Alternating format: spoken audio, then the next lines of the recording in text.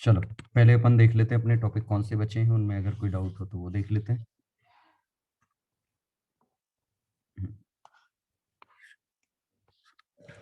क्या क्या बचा है? Current capacitor, centre of mass.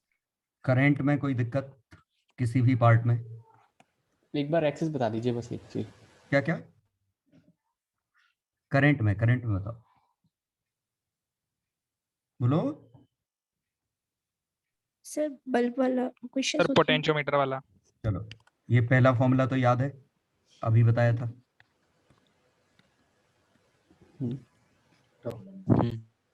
है ना? ये एक मोबिलिटी से भी रिलेटेड रिजल्ट बताया था। J equals to sigma. हाँ वो J equal to sigma E, ये एक मोबिलिटी वाला बताया था ना। Shift velocity upon drift. N E mobility, ये आया था क्या अपना करंट डेंसिटी कंडक्टिविटी, है ना। हाँ। चलो ये तो पहले फॉर्मूले थे। दूसरा स्टेप इसमें आया, अब बताओ बल्ब वाले में दिक्कत है? बल्ब वाले में हमेशा क्या करो कि बल्ब को इक्विवेलेंट रेजिस्टेंस में कन्वर्ट कर लो। तो इसकी पावर दी होगी, वोल्टेज भी दिया होगा, रेटेड तो रेजिस्टेंस आएगा V रेटेड का होल स्क्वायर बाय पावर, अगर रेजिस्टेंस की जरूरत पड़े। बस बल्ब में कॉन्सेप्ट क्या समझना है कि जैसे ये 220 वोल्ट और 60 वॉट है, तो अगर तुमने यहाँ 220 वोल्ट ही लगाया तो वाकई में आउटपुट 60 वॉट आएगा। लेकिन अगर तुमने 220 की जगह 110 वोल्ट लगाया तो आउटपुट कितना आएगा? क्या कहते हैं, उसका 4 हो जाएगा, 1/4। क्योंकि power V square by R होती है, रेजिस्टेंस सेम है, वोल्टेज हमने कम कर दिया, वोल्टेज आधा कर दिया तो पावर आधी हो गई। ठीक है, तो बल्ब वाले जब हम क्वेश्चन करते हैं तो जैसे मान लो ये बल्ब वाला क्वेश्चन होता है, तो ये 220 वोल्ट 60 वोल्ट, ये 220 वोल्ट 40 वोल्ट, ठीक है, और ये 220 वोल्ट है। तो अब हम इनको करते तो इनका रेजिस्टेंस लिख सकते थे। तो रेजिस्टेंस इनका 2R और 3R टाइप का होगा। हाँ। ये समझ में आया? हाँ। इस हाँ, 220 वोल्ट को रेशो में बांटें तो 220 का 2/5 इस पे, 220 का 3/5 इस पे। तो अगर इसकी पावर निकालनी होती तो 2/5 आई, तो 60 का 2/5 का होल स्क्वायर, और इसकी 40 का 3/5 का होल स्क्वायर। और टोटल पावर तो स्केलर है, डायरेक्ट जोड़ सकते हैं। और टोटल पावर आई, यस सर। कोई दिक्कत तो नहीं। तो हम ऐसे करेंगे बल्ब वाले क्वेश्चन में। अब इसी में अगर मान लो एक और बल्ब हमने लगा दिया होता तब भी हमें कोई दिक्कत होने वाली नहीं थी, कि हमें मान लीजिए यहाँ पे एक और बल्ब लगा दिया जाए ये, और ये 110 वोल्ट 30 वॉट होता।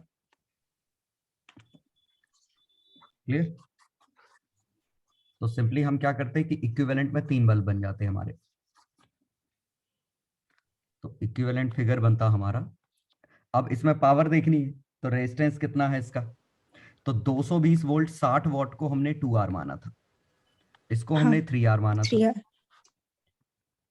अब V स्क्वायर बाय P ये रेजिस्टेंस होता है, तो वोल्टेज आधा पावर आधी, तो रेजिस्टेंस आधा, तो इसका रेजिस्टेंस कितना हो गया? R हो गया। पक्का समझ में आया? जी सर। तो हमारा क्वेश्चन सिंपली ये बन गया, R ये रेजिस्टेंस कितना है? 3R, ये रेजिस्टेंस कितना है? 2R, ये 220 वोल्ट। अब रेशो में बांटना है तो इसको इक्विवेलेंट को हम कितना लिख सकते हैं? 3R/4। हाँ। तो रेशो 8:3 बन गया ये रेजिस्टेंस का रेशो। तो इस पे ड्रॉप 220 का 8/11, इस पे 220 का 3/11। 3/11। तो अब इसकी पावर चाहिए तो 60 आती, लेकिन 8/11 का होल स्क्वायर। जी सर। इसकी पावर चाहिए 40 आती, लेकिन 3/11 का होल स्क्वायर।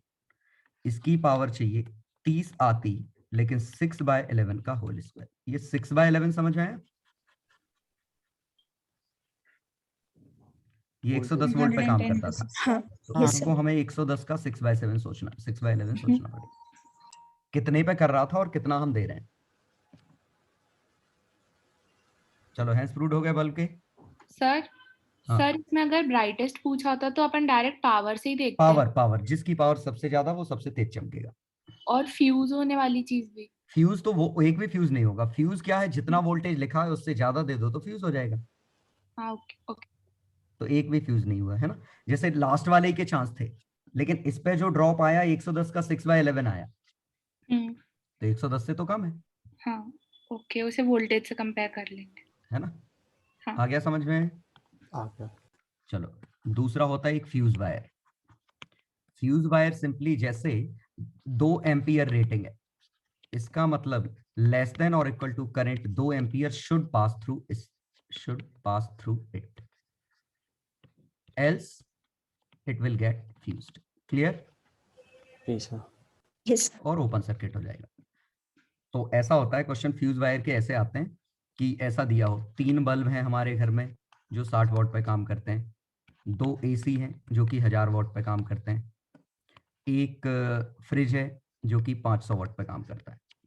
तो हम टोटल पावर, चूंकि हर चीज 220 वोल्ट पे काम करती है, तो टोटल पावर हमारे पास कितनी हो गई, 2500 और 180, 2680 वॉट हो गई।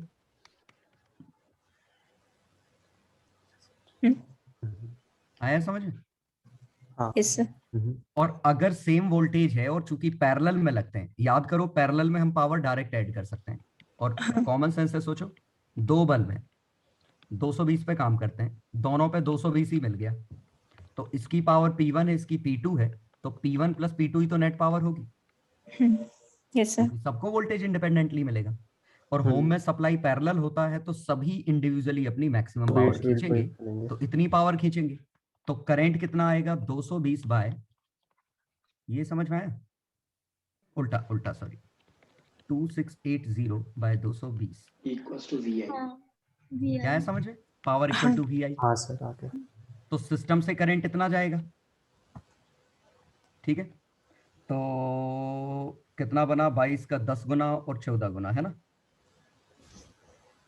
अप्रॉक्स 14 एम्पियर के आसपास।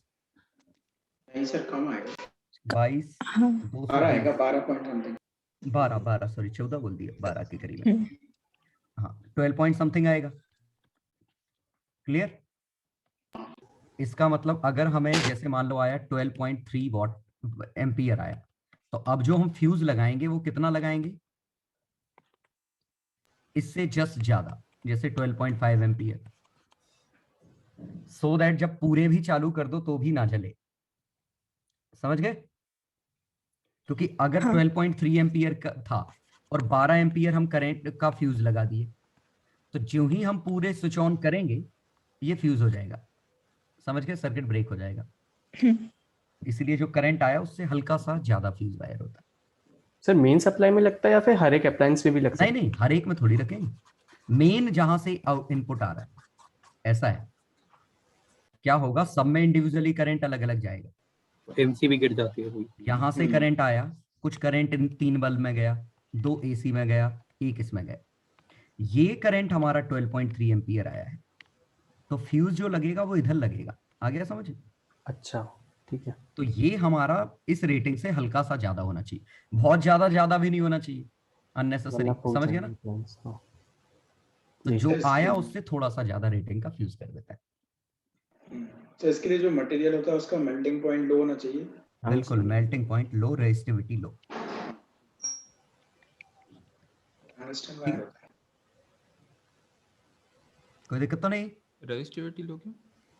अरे उसका अननेसेसरी हम क्यों चाहेंगे कि सर्किट में रेजिस्टेंस आए, वो सीरीज में लगेगा ना। हाँ हीट लॉस की रहेगी। अगर इसका अच्छा खासा रेजिस्टेंस हुआ तो बेचारे इन पे 220 आ ही नहीं पाएगा ना, ड्रॉप इस पे ही आ जाएगा। हाँ हम नहीं चाह रहे ना इस पे ड्रॉप हो, नहीं तो खुद ही हीट कंज्यूम नहीं करेगा आई स्क्वायर आर। मैं वही सोच रहा था कि अगर हीट हो जाएगा जल्दी से तो फिर फ्यूज भी अच्छे से हो जाएगा। अरे तो जल्दी से ऐसा कि हीट हो रहा है वो डिसिपेट भी कर रहा है, जब जरूरत से ज्यादा हीट आ गई डिसिपेट नहीं कर पाया तो जल जाएगा। तभी लो वोल्टेज रिक्वायर्ड है। ठीक है, चलो तो जो ऑटोमेटिक एमसीबी लगी होती है ना, उनमें वो ऐसा कुछ जुगाड़ लगा देते हैं कि जैसे ऐसा कोई एक स्विच है, कुछ ओपन हो जाता उस पे एक कॉइल है जिस पे करंट जाता है तो एक टॉर्क लगता है, और एक स्प्रिंग स्प्रिंग लगा दी ऐसी, और वो जो ही करंट जैसे 12.3 एम्पियर से ज्यादा हुआ, वो टॉर्क इतना हो जाता है कि इसको घुमा के स्विच ऑफ कर देता है। हाँ इतना झटका लग गया कि उसने स्विच ऑफ कर दिया। ऐसा होता है एमसीबी। चलो दूसरा डिवाइस आ गया समझ में? Miniature Yes, sir. Circuit breaker. चलो तीसरा पॉइंट, कोई गैलोमीटर एमीटर में कन्वर्जन में कोई डाउट तो नहीं? नहीं सर। No sir. नहीं. ठीक है, हाँ। ऐसा बस फिगर याद रखना, ये हमारा एमीटर, मीटर है, ये कर दो ये मीटर। वोल्टमीटर। कॉन्सेप्ट हमेशा इसमें गैलोमीटर में से तो आईजी ही जाएगा, जब यहां से आई मैक्स आएगा, और यहाँ पे ये आई मैक्स नहीं, यहाँ वी मैक्स, क्योंकि करंट तो सब में सेम है। तो वी मैक्स क्वेश्चन में गिवन होगा आई जी आर जी प्लस शंट।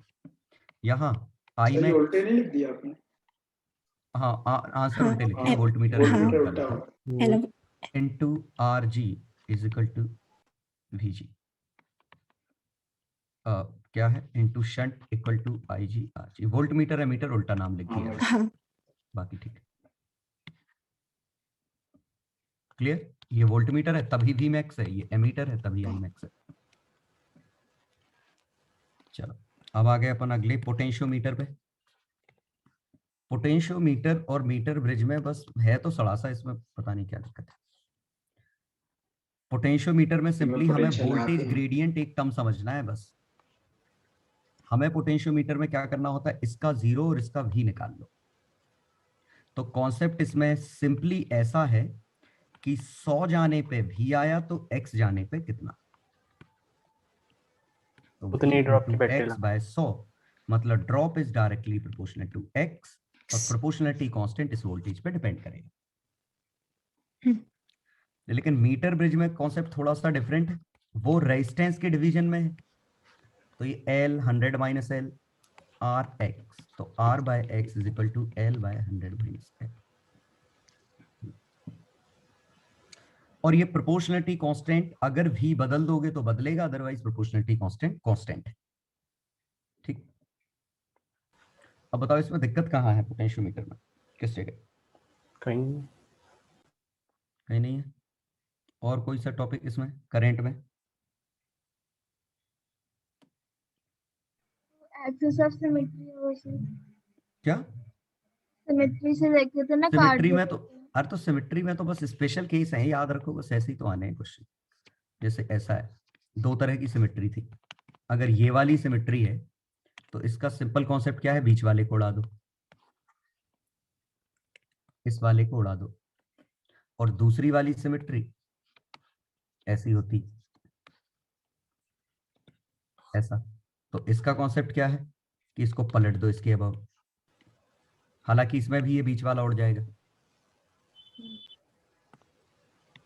हाँ कितना सारा है। समझ गया ना? जैसे ये है, इसमें जरूरत पड़ेगी उस सिमेट्री की। जैसे ये था, तो अब हम जब इसको इस तरफ पलटेंगे तो ये वाला हट जाएगा। सोचो, ये जो परपेंडिकुलर। मिटाया मैंने, जब पलटेंगे तो ये हट जाएगा। और हम चाहें तो इसको इधर से भी खोल सकते हैं ऐसे, या हम पलट भी सकते थे। फिर ऊपर वाले पे कैसे हटाया आपने, जो सेकंड वाला एग्जांपल था? ये हाँ इसका और इसका वोल्टेज सेम है ना सिमेट्री से। अच्छा हाँ ठीक है आगे। जो करंट इससे जा रहा है वो ये इससे जा रहा है, तो इसका हाँ। वोल्टेज सेम आया, ये हट जाएगा।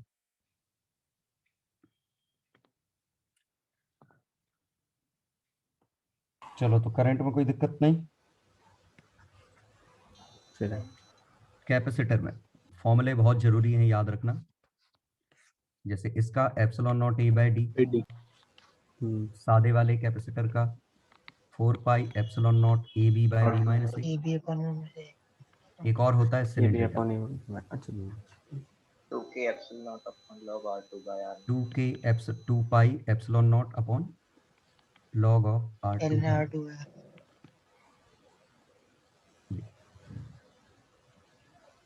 और ये अगर भूल गए हो तो ये सीधे ऐसा है, इलेक्ट्रिक फील्ड से हम पोटेंशियल डिफरेंस निकाल देते हैं। तो अगर इस पे लैम्डा है, इस पे माइनस लैम्डा है, तो इलेक्ट्रिक फील्ड आता lambda by Equal to 2 pi C epsilon क्या नॉट होता आर डी आर, R1 से R2।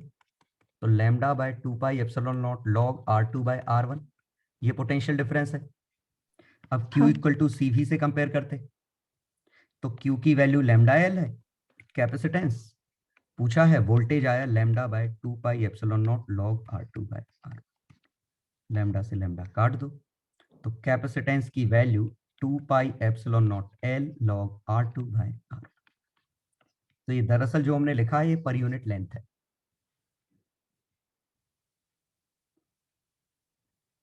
ठीक, याद नहीं रखते हो तो इंटीग्रेशन करके निकालना पड़ेगा। हाँ, अब इसमें भी, अब सिलेंड्रिकल को तो सीधे यही पूछा जाएगा और चांसेस ना के बराबर इसको पूछेगा, हमें इन्हीं दो में मॉडिफाई करना है। अब इसमें जो चीज याद रखनी है, एक तो हम स्लैब अगर भरते हैं थिकनेस टी की, तो क्या आंसर था? Not A by D epsilon naught A D by K one D minus T plus T by K। D my T upon K D minus T plus T by by K। हाँ की by की। हाँ या है समझ? Plus T by के। हाँ, दरअसल इसी का अगर हम और इसको मॉडिफाई कहीं करना पे भी चाहें, आपको तो अगर यहाँ पे भी कोई और मटेरियल भरा होता, ये K1 K2 T1 T2 T3, बस एक और आ जाएगा। तो ये आता T1 by K1 T2 by K2, by की प्लस T3। की बाई की। ठीक है। हम्म। तो दरअसल ये क्या बना, Summation Ti by sigma DI by TI, sorry क्या लिख रहा हूँ, KI TI बाय KI। की और अगर भूल जा रहे हो तो बहुत ही आसान, इसको सीरीज में तोड़ दो। ऐसे ही इसमें अगर कोई स्लैब भरी होती इतने में, तो हम क्या करते, इसका एक ही अलग करते, एक ही अलग करते और सीरीज में तोड़ते। तो अगर ये रेडियस A होती, ये B होती, ये C होती, तो A और B के बीच में 4 pi epsilon naught B minus A into K, B और C के बीच में BC by C minus B। आ गया समझ में? हाँ यस सर। इसी में अगला डिस्कशन था अपना ये वाला, जिसमें थोड़ा सा ध्यान रखना था। आज भी डिस्ट्रीब्यूट हो जाएगा। तो ये K1 ये K2, तो इसको कैसे तोड़ेंगे हम? पैरेलल में डायरेक्ट Parallel समेशन में। करके हॉरिजॉन्टल। हॉरिजॉन्टल में करके से ये, ठीक है। हम्म। तो जैसे epsilon naught A by 2 by D by 2 K1, epsilon naught A by 2 by D by 2, epsilon naught A by 2 by D into K2। अब निकाल लोगे इसके बाद, ठीक है। कैलकुलेशन के लिए बेहतर होगा कि आप इनको C के टर्म में लिखें, जैसे ये C, ये K1C, सो दैट मेहनत कम करनी पड़े, ये K2C बाय 2, ठीक है। तो आंसर आ जाएगा K1 by K1 plus 1 plus K2 by 2 into C, और C किसको माना था, epsilon naught A by D को। आ गया? और वेरीफाई कर लिया करो, K1 इक्वल टू K2 रखने पे K epsilon naught A by D बनना चाहिए।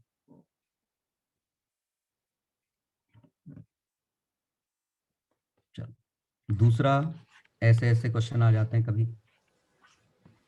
याद आया ये कैसे करते हैं? हाँ यस सर। पॉइंट सर, का नाम। पॉइंट नाम, नाम देखिए, सबको नाम जैसे इसका दीजिए। नाम A है, इसका नाम B, इसका नाम D, इसका नाम इसको C, C। इसका नाम C। A और B के बीच में बनाओ और बाकी सब बीच में कर लो। तो A और C के बीच में एक कैपेसिटर, B और C के बीच में दो capacitor, actually 3, C C C 3C by 4। कोई दिक्कत तो नहीं? No sir.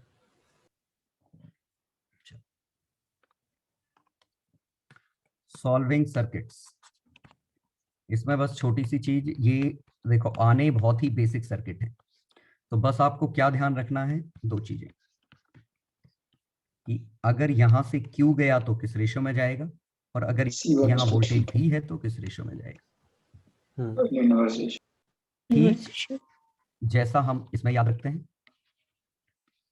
तो या तो आप इसका उल्टा कर लिया करो, तो यहाँ आई गया तो करंट किस रेशियो में बटेगा? Inverse. वोल्टेज सेम है इनवर्स रेशियो में, तो इस पे आई not into R2 by R1 plus R2, लेकिन cap charge direct ratio. Ratio में, यहाँ वोल्टेज डायरेक्ट रेशियो में, Direct. और यहाँ वोल्टेज इनवर्स रेशियो में। और ये उल्टा इसीलिए हो रहा है क्योंकि चार्ज Q की वैल्यू V बाय C है, यहाँ करंट की वैल्यू सॉरी C है, मैं क्या लिख C. दिया, V के साथ C मल्टीप्लाई हो रहा है, तो C न्यूमरेटर में है, यहाँ R डिनोमिनेटर में, इसीलिए यहाँ उल्टा हो जाता है। ठीक है, ये बहुत कॉमन क्वेश्चन है, कोशिश करना ये दिमाग में ही कर लो। हो गया?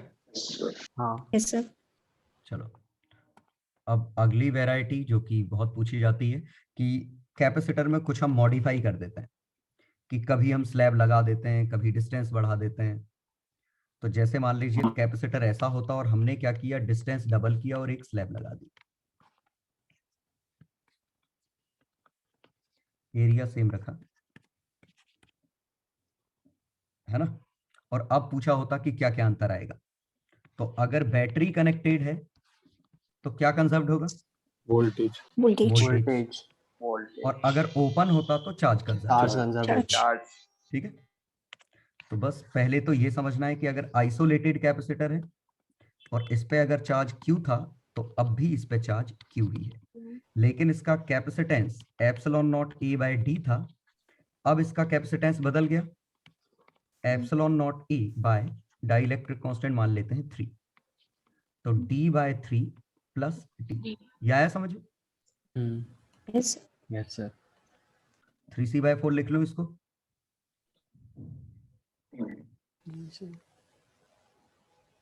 नहीं लिखूं? लिख लिख लिया। लूं? C से 3C बाय 4 हो गया, चार्ज सेम है, कैपेसिटेंस C से 3C बाय 4 हो गया, तो एनर्जी U से बदल जाएगी, कितनी? Q square by 2C Q square by 2C। मतलब ये हमें वर्क करना पड़ेगा, मतलब एक्सटर्नल एजेंट का वर्क कितना हो जाएगा? 1/3 समझ गए?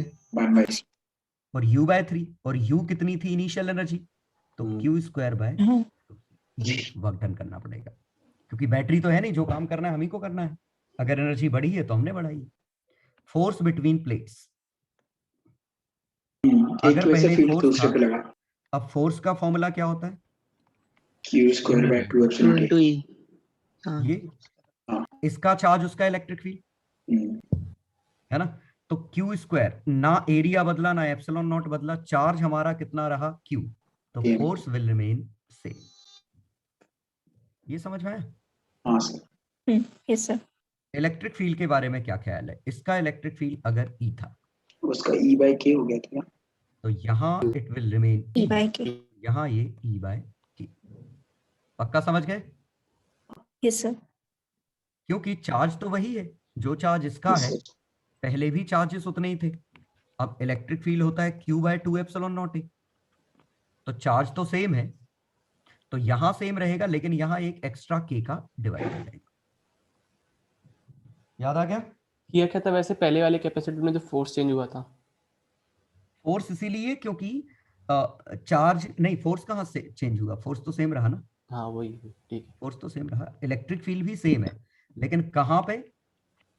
एम्प्टी स्पेस में, यहाँ E से E बाय यहाँ K हो पे गया, E बाई के हो जाएगा। हाँ तो इलेक्ट्रिक फील्ड वेरिएबल है रीजन में। जी सर। आया समझ में? Yes Yes, sir. ठीक है, हमें पूछी होती यहाँ एनर्जी कितनी स्टोर्ड है, यहाँ एनर्जी कितनी स्टोर्ड है, तो सिंपली हम क्या करेंगे, या तो हाफ Capacitance निकाल एप्सिलॉन लेंगे नॉट बस। E square into volume, half epsilon not याद आया? हाँ सर, या yes, इसका कैपेसिटेंस निकाल के Q square by 2C, C कौन सा? इसका, हाँ चार्ज तो सेम ही है दोनों। ठीक है। और अगर इसी में हमने बैटरी लगा दी होती तो अंतर आ जाता, ये सब तब चल जाता, ये सब कोई काम का नहीं है हमारा। तो पहले ये क्यू सेम है, ये गलत हो जाता। हाँ yes sir. voltage constant battery लगा दी वोल्टेज होती तो क्या अंतर कांस्टेंट, आता, वोल्टेज वोल्टेज कांस्टेंट। रहता कांस्टेंट। voltage तो constant जो वोल्टेज भी है वोल्टेज भी है, लेकिन चार्ज C से 3C/4 तो चार्ज 3Q/4, 3Q/4। तो एक्चुअली चार्ज कम हो गया, मतलब बैटरी में वापस से Q/4 बैटरी में चला गया। ये फील आया? हाँ तो अगर इस पे फोर्स F लग रहा था तो अब फोर्स बोलो, फोर्स का फॉर्मूला क्या है? 9/16 times 9/16 9/16 एनर्जी अगर इसकी U थी, अब एनर्जी कितनी बची? half CV². 3/4। 3U/4। 3/4 आया समझ में? हाँ।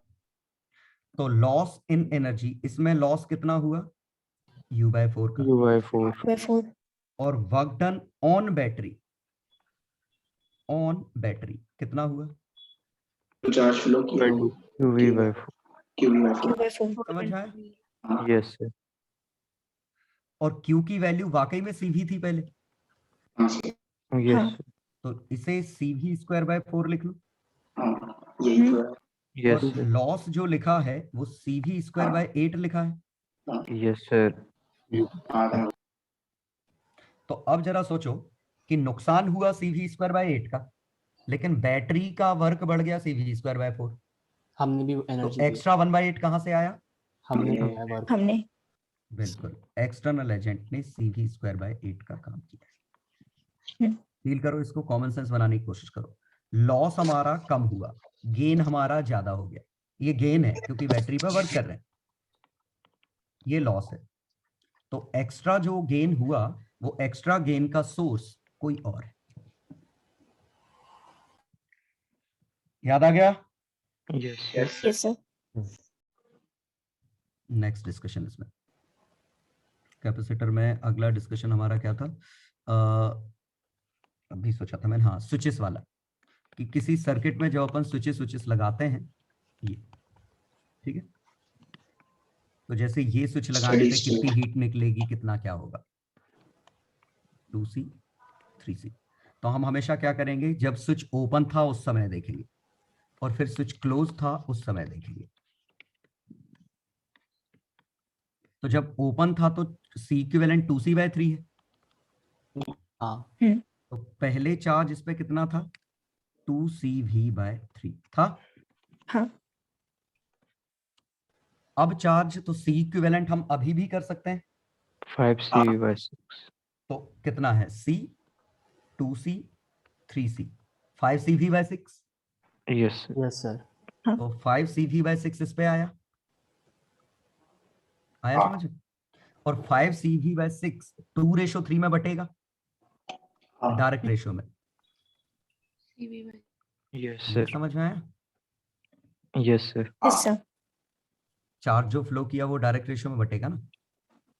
तो हम ऐसा ये रेशियो वाला लॉजिक यूज कर सकते हैं अगर ये कैपेसिटर बाहर से कोई चार्ज लेके नहीं आए हो तो मेंस में तो बाहर से लेके आएंगे नहीं, निश्चिंत रहो। हर एक पे वोल्टेज V है क्या? क्यों? भी कहाँ है? नहीं तो फिर आपने चार्ज डायरेक्टली टू CV/3 कैसे लिखा? अरे ये दो पैरेलल में है तो वोल्टेज सेम नहीं होगा यार, दो चीजें अगर पैरेलल में है तो। नहीं सीरीज में नहीं, तो जैसे सेम रहते हैं। पहला चार्ज फ्लो सेम है ना। ओपन है, स्विच ओपन है. पहले स्विच ओपन था सर, तो सिर्फ यही ओपन दो है, फैक्टर थे, अब क्लोज है तो तीन ठीक है, कैपेसिटर आ हाँ गए। ओपन है. हाँ वो ओपन नहीं देखा था. हाँ, तो S ओपन पे C इक्विवेलेंट था 2C/3, S क्लोज्ड पे C इक्विवेलेंट कितना है 5C हमारा? 6 5C/6। समझ गए? तो एक्स्ट्रा चार्ज कितना फ्लो किया? 5C/6 minus 2C/3, 15 3 6 1/6 yes sir. CV/6। तो वर्क डन बाय बैटरी कितना है? एक्स्ट्रा वर्क है, एक्स्ट्रा वर्क कितना करना पड़ा आफ्टर क्लोजिंग स्विच? तो हीट कितनी निकलेगी? आधा. आधा। C आ गया समझ square में? by 2 yes sir तो सर, इसमें जितना मुझे ये बैटरी वर्क, हाँ सर इसमें यही पूछना था कि हमने यहाँ पे बोला कि मतलब जस्ट हाफ हमने कर दिया, बट वो तो हाँ। तब करते थे जब सारे अनचार्ज होते थे। यहाँ पे हाँ तो तो ये इनिशियली अनचार्ज ही है ना, वो एक्चुअली वो हम तब करते हैं जब इसका चार्ज 0 हो। ये जो मैंने इनक्लोज किया ना नोड पे, इस पे अगर टोटल चार्ज 0 है तो हम ऐसा कर सकते हैं। ऐसा कर और इस पे सकते सोचो टोटल चार्ज 0 है, हाँ, क्योंकि सेम जितना चार्ज। माइनस इस पे था उतना ही प्लस इस पे था, जी सर। तो टोटल चार्ज 0 था। हम्म। तो अगर ये नोड पे टोटल चार्ज 0 निकल आए हर नोड पे, तो हम कैपेसिटर का कंबाइन करना भी सही है। और दरअसल तुम सोच लो, चार्ज और अनचार्ज को हमने कंबाइन करके सी इक्विवेलेंट निकाला था। चार्ज, हाँ सर, बैटरी अलग निकाल के, हाँ हाँ, जबकि ये अभी चार्ज है, ये अनचार्ज है, मिक्स करके हमने आंसर निकाल दिया। नोड का 0। तो वो भी हम तब कर सकते हैं अगर नोड पे हर जगह से चार्ज 0 हो जाए, ऐसे क्लोज करने पे, तो हम सी इक्विवेलेंट कंबाइन कर सकते हैं। और वर्क डन, हीट भी वर्क डन बाय बैटरी का आधा होता है। ये दोनों चीजें एक साथ काम कर जाएंगी। ओके। और मेंस में काम करेगी, यही आएगा। ठीक है yes sir तो कैसा भी क्वेश्चन हो, क्वेश्चन जनरली बहुत ही स्ट्रेट फॉरवर्ड होंगे, सीधे सीधे कुछ इस तरह के, जैसे ये है, ये 2C C, स्विच क्लोज करने पे हीट कितनी निकलेगी?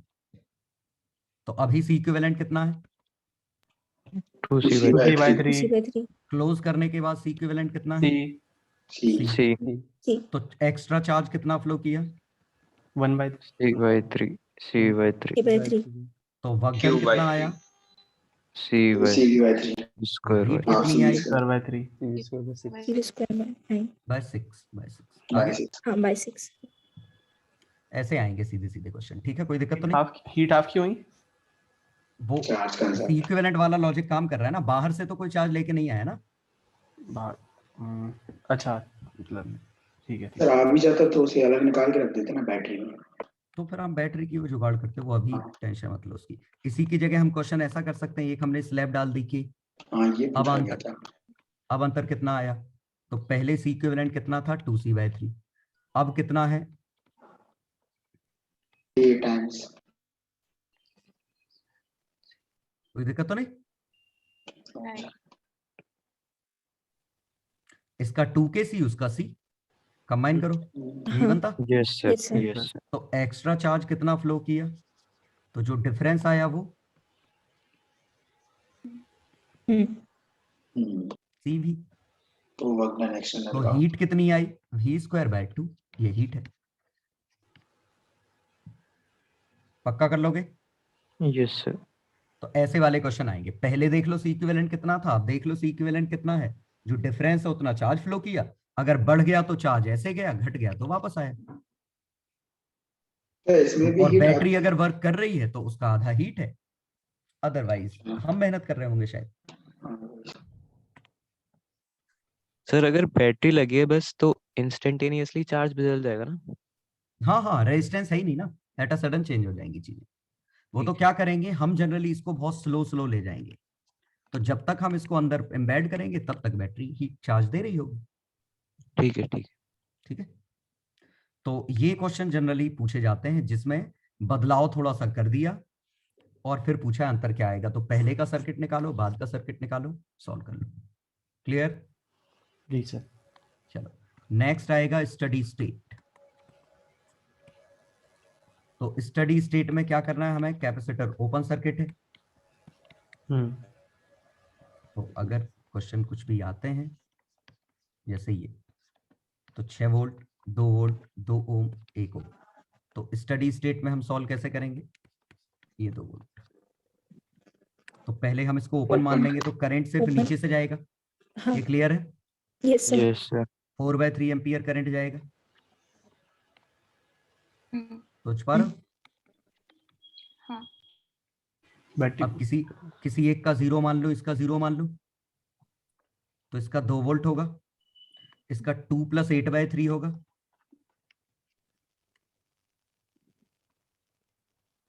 यहां तक ठीक है? yes sir करंट आया समझ में कैसे निकाला? yes sir yes sir. सिर्फ इसी लूप में तो करंट 6 - 2 रहेगा।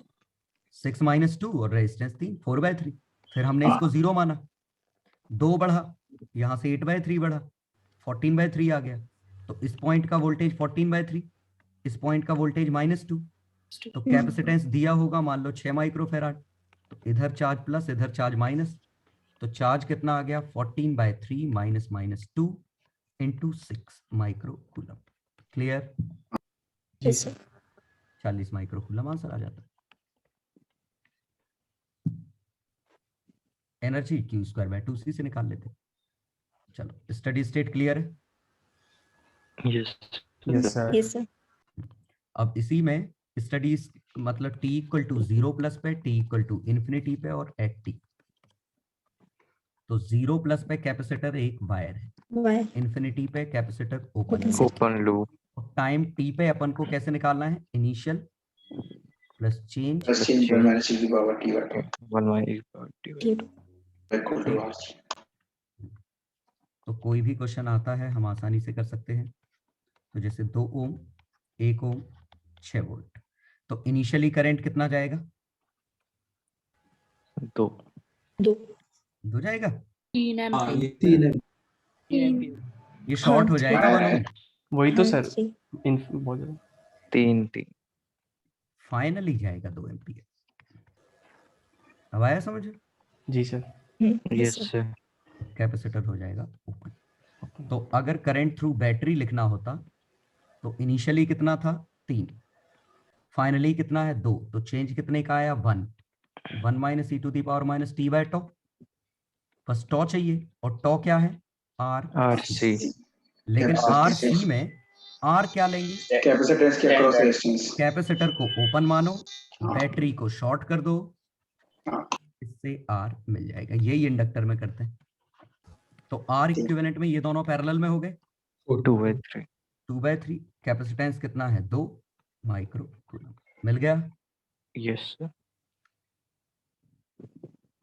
जी सर। ठीक है। बस इसमें मैं रिकमेंड करूंगा कि चार्जिंग और डिस्चार्जिंग के रिजल्ट याद ही रखो तो अच्छा है। आप बना सकते हैं लेकिन बेहतर है रिजल्ट याद रहें। तो इसमें जैसे चार्ज का हम क्या देखें कि इनिशियली चार्ज कितना था? 0, फाइनली चार्ज कितना आएगा? CV। तो इनिशियल प्लस चेंज 1 - e⁻t/, मिल गया चार्ज। यस सर और करंट इसका डेरिवेटिव है तो dq/dt, और ये जब करोगे तो CV/τ e⁻t/, और ये Yes, कुछ sir. और नहीं V/R e⁻t/, है। ये कुछ और नहीं I0 e⁻t। एनर्जी का भी आ जाएगा।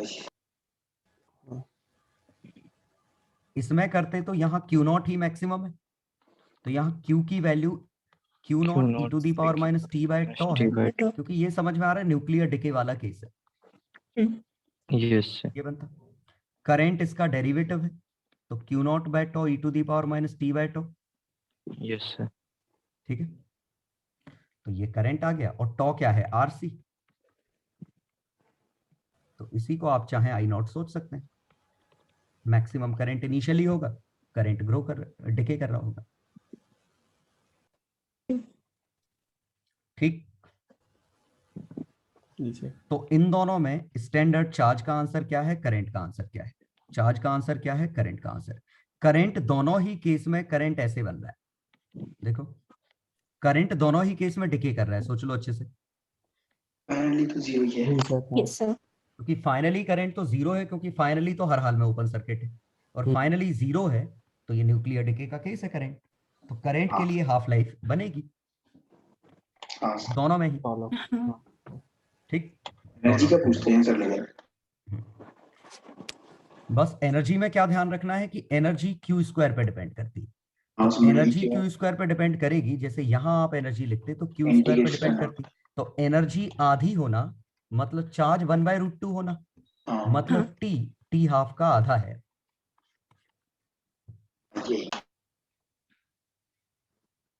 ये समझ आया? यस सर आधे टाइम में, आधे हाफ लाइफ में 1/√2 होता है। तो सिंपली अगर Q से n हाफ लाइफ बाद बात करोगे तो answer Q 1/2 to the power n हो जाएगा, होगा।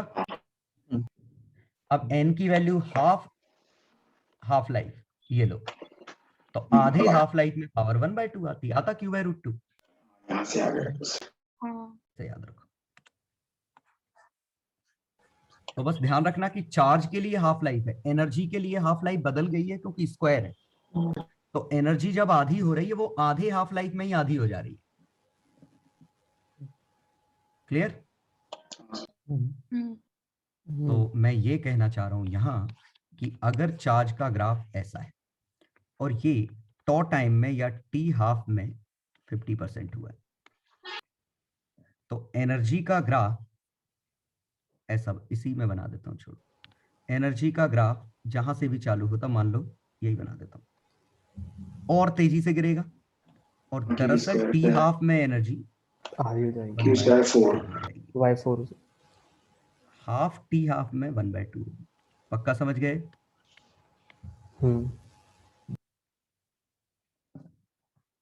क्योंकि energy is proportional to Q square, तो Q naught e to the power minus t by tau whole square करते तो e to the power minus 2t by tau होता, तो e to the power minus t by tau by 2, तो दुगनी तेजी से गिरेगा। सीख गए? Yes sir. Yes sir. अब बताओ कैपेसिटर में कोई स्पेशल चीज? सर वही स्लैब पुट करते समय फोर्स, वो तो एनर्जी का जैसे ये निकालना होता, तो हम क्या करते, ये x ले, इस समय इसकी एनर्जी लिख लें, लिख सकते हैं, x लिखते तो ये लेंथ अगर x है तो ये l माइनस x है, तो दो कैपेसिटर पैरेलल में है, तो एप्सिलॉन नॉट अंदर की थिकनेस को b मान लें, तो bx k by d, epsilon naught l minus x b by d v square लिख सकते हैं। लेकिन del u by del x हमारा फोर्स होगा, तो ये बना epsilon naught b k minus 1 by d 1/2 v square, ये अट्रैक्टिव फोर्स स्लैब पे आ जाएगा। ठीक है, तो एक्सप्रेशन निकाल लो, क्या क्या याद करो? ये एक्सप्रेशन बिल्कुल बदल जाएगा। यहाँ क्या हमने वोल्टेज कांस्टेंट रखा है, यहाँ फोर्स हमारा कांस्टेंट निकला जब बैटरी लगाई थी, सोचो इसी की जगह हमने चार्ज कांस्टेंट रखा होता तो ये फॉर्मूला गलत होता, अब हमें q²/2c लिखना पड़ता, और अब del u by del x करते तो q²/2cx का square del c by del x ये लिखना पड़ता, और del c by del x हमारा आता ये, तो देखो एक्सप्रेशन बिल्कुल बदल गया। cx हमारा गंदा सा ये वाला cx था, ये cx यहाँ रखते, ये del c by del x यहाँ रखते, तो एक्सप्रेशन बदल जाता ना, वो तो याद भी नहीं है मुझे। तो एनर्जी निकालो, उसको डेरिवेट कर दो। बैटरी कनेक्टेड है तो वोल्टेज कांस्टेंट है, आइसोलेटेड है तो चार्ज कांस्टेंट है। चलो, तो कैपेसिटर में और कोई दिक्कत किसी भी जगह? No sir. तो कैपेसिटर को बैटरी से कनेक्ट अपन करते थे ना, कंबाइन। मत करो, नहीं आएगा, इसकी जरूरत नहीं पड़ेगी। नोड मेथड लगा लो, अगर आता है ना आड़ा टेढ़ा कुछ क्वेश्चन, जैसे मान लो क्वेश्चन ऐसा आया, क्यू भेज के कर लेंगे, जैसे ये आया तो नोड मेथड कर लो, 0 जैसे ये 6 वोल्ट है, ये 2 वोल्ट है, तो इसका 6, इसका x, 3 चार्ज भेज दो, तीनों का सम 0। इनिशियल और फाइनल पूछेंगे सर? नहीं, अगर ऐसा आ गया और इसमें चार्जेस पूछे हैं तो नोड मेथड से करो, वो कंबाइन की कुछ जुगाड़ यूज मत करो। Okay sir. ठीक है, एक बहुत इंपॉर्टेंट चीज, शेयरिंग ऑफ चार्जेस। रेशियो में चले जाते हैं। C1 V1 अगर हम ऐसे कनेक्ट करते हैं C1 V1 C2 V2, तो फाइनली ये एक कॉमन वोल्टेज एक्वायर कर लेंगे। पहले में मार्क कर लेते हैं। ठीक है, मूव कर जाएगा। तो V कॉमन कितना आएगा? C1 C1 V1 C2 V2 C2 V2 conservation of momentum की तरह है। Yes sir. तो एनर्जी reduce लॉस C। ये भी रिड्यूस वैसे ही है। P1 minus P2 का रिड्यूस का उसका कोई दिक्कत तो नहीं? इसमें प्लेट्स के प्लेट्स पे अब- सेम अब- चार्जेस ले माइनस बता आया रहा हूँ, बिलो। बता रहा हूँ। हाँ, दोनों तरफ प्लस है इसीलिए चार्ज में ऐड हो गया। ये कंजर्वेशन ऑफ चार्ज कुछ और नहीं, बस तुम इतना समझ लो कि हमने इन प्लेट का कंजर्व किया। सोचो इस सिस्टम पे चार्ज कितना है, C1 V1 C2 V2 है। अब इस सिस्टम पे कितना है, C2V प्लस पक्का फील हुआ। हम्म, और ये V रिलेटिव कैसे याद रखेगा कि अगर सेम पोलैरिटी है और दोनों का वोल्टेज सेम होता तो चार्ज फ्लो ही नहीं करता, तो हीट आती ही नहीं। तो V1 V2 बराबर करने पे आंसर 0 आना चाहिए। हाँ Hence proved। जी सर। इसमें अगर हम बस ये बता देता हूं, तुम्हें समझ तो गई होगी कि अगर ये -a प्लस होता हो जाता तो जब यहां लिखते तो C1 V1 प्लस होता, लेकिन C2 V2 माइनस होता। माइनस होता है हाँ। लेकिन Yes. यहाँ तो C1 V और C2 V एक ही कुछ आएगा। समझ गए ना, यहाँ तो दोनों पे या तो दोनों पे प्लस आएगा या दोनों पे माइनस, डिपेंड करता है कौन सा बड़ा है। Yes sir. ये कॉमन और यहाँ ऐड हो जाएगा। ठीक है, हाँ यस मैं तो सीधे ऐसे समझता हूँ कि दो बॉडीज अपोजिट में जा रही हैं और दो बॉडीज सेम में जा रही हैं, तो टकराने पे इनलास्टिक कोलिजन में लॉस के चांसेस किस में हाई है? ऊपर वाले में। ऊपर वाले में लॉस के चांसेस ज्यादा हाई है, हाँ। नीचे वाले में लॉस के चांसेस कम है। तो वैसे ही कैपेसिटर अगर आप सेम पोलरिटी में लगाते हो तो लॉस के चांसेस कम है, अपोजिट में लगाते हो तो लॉस के चांसेस काफी ज्यादा है। क्लियर? और वोल्टेज भी कम आएगा इनका, तो अपोजिट में वोल्टेज भी कम आएगा, लॉस ज्यादा आएगा। लड़ाई हो सेम में वोल्टेज ज्यादा आएगा, लॉस कम आएगा। क्लियर? फाइनली तो सेम पोलैरिटी रहेगी, लेकिन फाइनली तो सेम ही होगी, जीरो भी हो सकती है अगर चार्ज कट जाए तो। कौन सी होगी वो तो इस पे डिपेंड करेगा कौन जीत रहा है। तो जैसे ये 6 माइक्रो फेराड 5 वोल्ट, इसको हमने कनेक्ट किया 4 माइक्रो फेराड 6 वोल्ट, तो फाइनली कौन जीता? इसके पास 30 है, जीता इसके पास 24 है, 24 तो बात इसकी मानी जाएगी ऊपर वाले की। तो इसके पास 30, इसके पास 24, अब बराबर कैपेसिटेंस, तो 6 + 4 0.6 वोल्ट बना। Yes sir. 0.6 वोल्ट इस पे, 0.6 वोल्ट इस पे, तो 4 माइक्रो फेराड पे 0.6 वोल्ट, 6 माइक्रो फेराड पे 0.6 वोल्ट। अब जरा देखो, इसके पास चार्ज था 24 माइक्रो कूलम, अब कितना बचा? 2.4 माइक्रो कूलम। तो लॉस कितने का हो गया? तो लॉस कितने का हो गया? और उल्टा है, और ज्यादा, और इवन ये जुड़ गए। सोचो, yes sir yes sir. Polarity पलट गई इसकी। हाँ माइनस का हो गया, 26.4 माइक्रो कूलम 26.4 इतना फ्लो कर गया सर्किट। ठीक है, और यहां से देखो 3.6 इसके पास है, और यहाँ पहले 30 था, यस 30 सर। में से 3.6 माइनस हुआ, 26.4 फ्लो किया। 26.4 यस सर। निकाल लोगे फ्लो कितना किया, हीट कितनी आई? हाँ यस सर।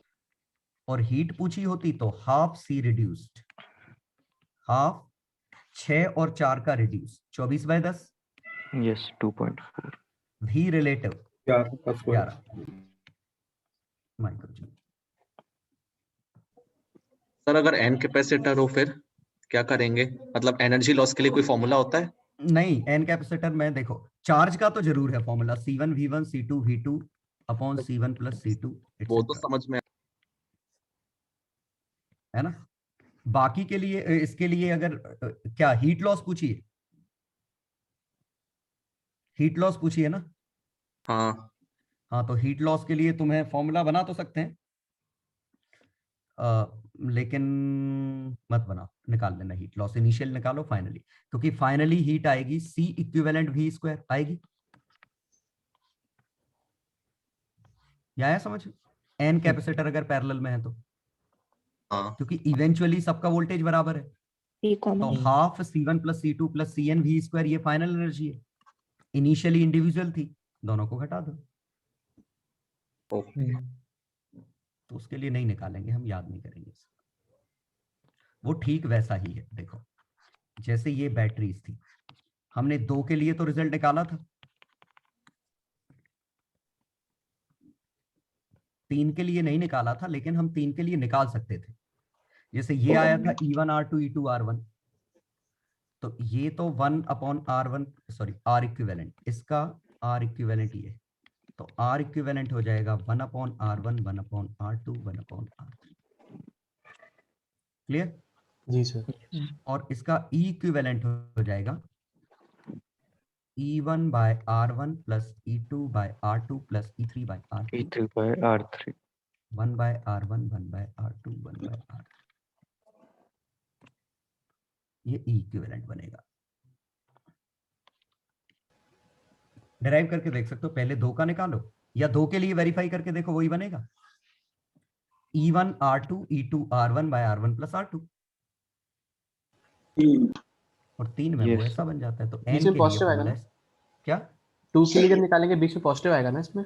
देखो पोलैरिटी सेम है तो सब कुछ देखो, इसमें तो हमेशा पॉजिटिव आएगा, पोलैरिटी से लेना देना नहीं है। इसमें सबकी पोलैरिटी सेम है तो पॉजिटिव आएगा, जिसकी उल्टी हो जाए वहां नेगेटिव ले लेना। अच्छा। किसी एक डायरेक्शन को पॉजिटिव मान लो। समझ गए? 3 से ज्यादा बैटरी आ गई तो हम डायरेक्ट कैसे कर सकते हैं? जी हाँ सर। आ गया आ गया। ठीक है। सर अगर सर चार्ज कैपेसिटर है उसको अपन लोगों ने एक आरसी सर्किट में कनेक्ट कर दिया सर, तो उसमें से सॉल्व क्यू कैसे भेज के करेंगे? करो, क्यू भेज के करो, जबरदस्ती जुगाड़ यूज मत करना कुछ। ये कह रहे हो ना कि ऐसा एक था, कैपेसिटर चार्ज है पहले और उसमें उसको कनेक्ट कर दिया। ये कह रहे हो हाँ सर। जैसे ये C, ये V 2C R 3V ये था, ये कह रहे हो ना?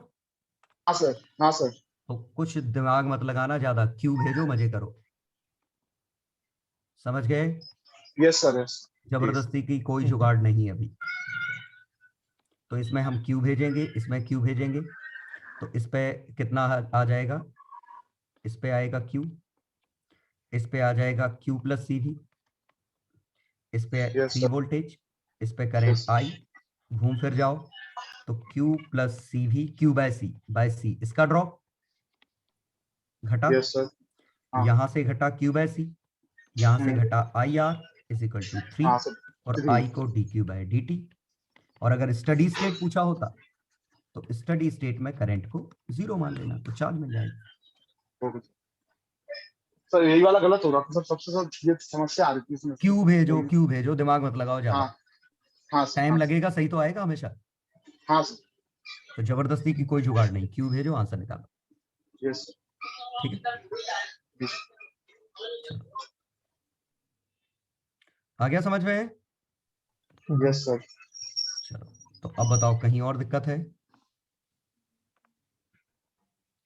कैपेसिटर या रजिस्टर में? सर वो वहां पे सर वो एक क्यूब वाला सवाल नहीं आता था, क्यूब में इक्विवेलेंट रेजिस्टेंस सर वो ज्यादातर सर गड़बड़ हो जाता है सर, क्यूब में निकालना पड़ता है सर जिसमें। ये अब हाँ तक तो सर, याद इसमें हो सर। गया होगा, इतनी बार आ गया ये। देखो Opposite आंसर voltage. थे 5R/6 7R/12 और एक और है 3R/4 शायद, यही 3 आंसर थे। ऐसे 3 आते हैं, कोई निकाल के दिखा देता हूँ मैं तीनों, चिंता मत करो। देखो सबसे पहले ये, इसमें स्ट्रेट फॉरवर्ड जुगाड़ है, तीनों में करंट सेम है, I/3 I/3 I/3, ठीक है। पोटेंशियल सेम है। I/6 I/6 I/3 I/3 I/3 होता है। जी सर। तो अब किसी एक रास्ते से जाओ और टोटल ड्रॉप यहाँ से इस रास्ते जाओ, तो I/3 into R plus I/6 into R I/3 into R is equal to IR equivalent. सोचो, क्योंकि अगर इसको सिंगल रेजिस्टेंस से रिप्लेस करते तो ड्रॉप वही आना चाहिए जो इस पे आया है। तो R इक्विवेलेंट की वैल्यू कितनी आई? R/3 R/6 R/3 5R/6 आ गया।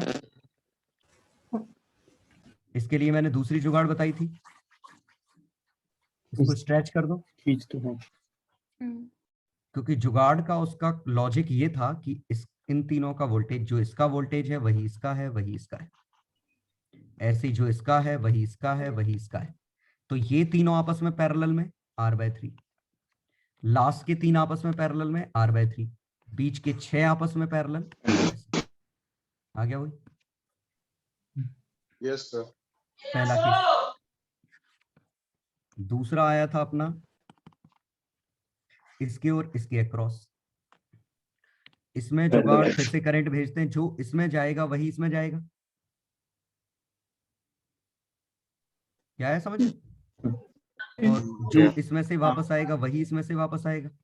हाँ सर। अगर इसका वोल्टेज V है तो इसका वोल्टेज V है, इसका V डैश है तो इसका V डैश है।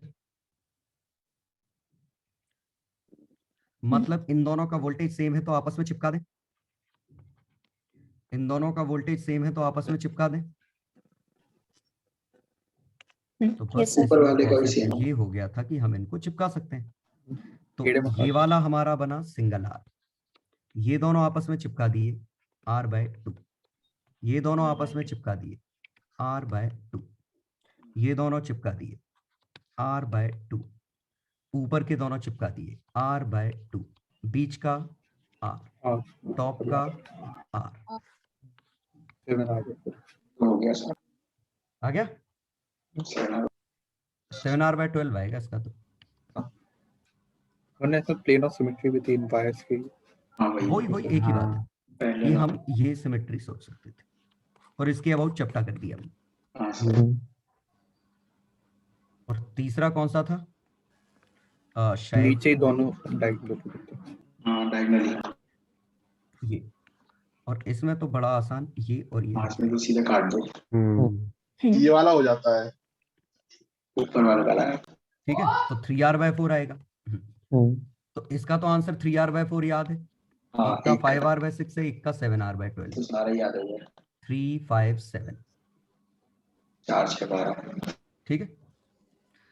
अब बस इसमें कौन सा किसका है ये भूल सकते हैं।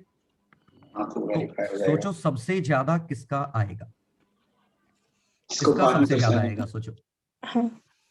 जिसको रेजिस्टेंस मिलेगा, जिसमें सबसे ज्यादा दूर है, सबसे ज्यादा डायरेक्ट रेजिस्टेंस मिलेगा। बिल्कुल। और इसका मिनिमम आएगा, इसका मिनिमम आएगा, सबसे पास है। इसका मीडियन आएगा, क्योंकि यहाँ हम कुछ दूर, समझ गए। यहाँ लेंथ L है, यहाँ लेंथ L√2 है, यहाँ लेंथ L√3 है। तो जितनी ज्यादा लेंथ कवर अप करोगे रेजिस्टेंस उतना मिलेगा, ऐसे सोच लो। तो इन तीनों में सबसे बड़ा कौन सा है? 5R/6। 5/6। इसका सबसे छोटा 7R/12 7/12। और बीच का 3R/4। आया समझ में? आ गया सर। और कैपेसिटर लगे होते तो क्या आंसर होता है इसका? 6R/5। 6C/5। 12C/7, 4C/5। 4C/3। आ गया समझ में? Yes sir. R को C से रिप्लेस करो, आंसर निकालो और फिर पलट दो।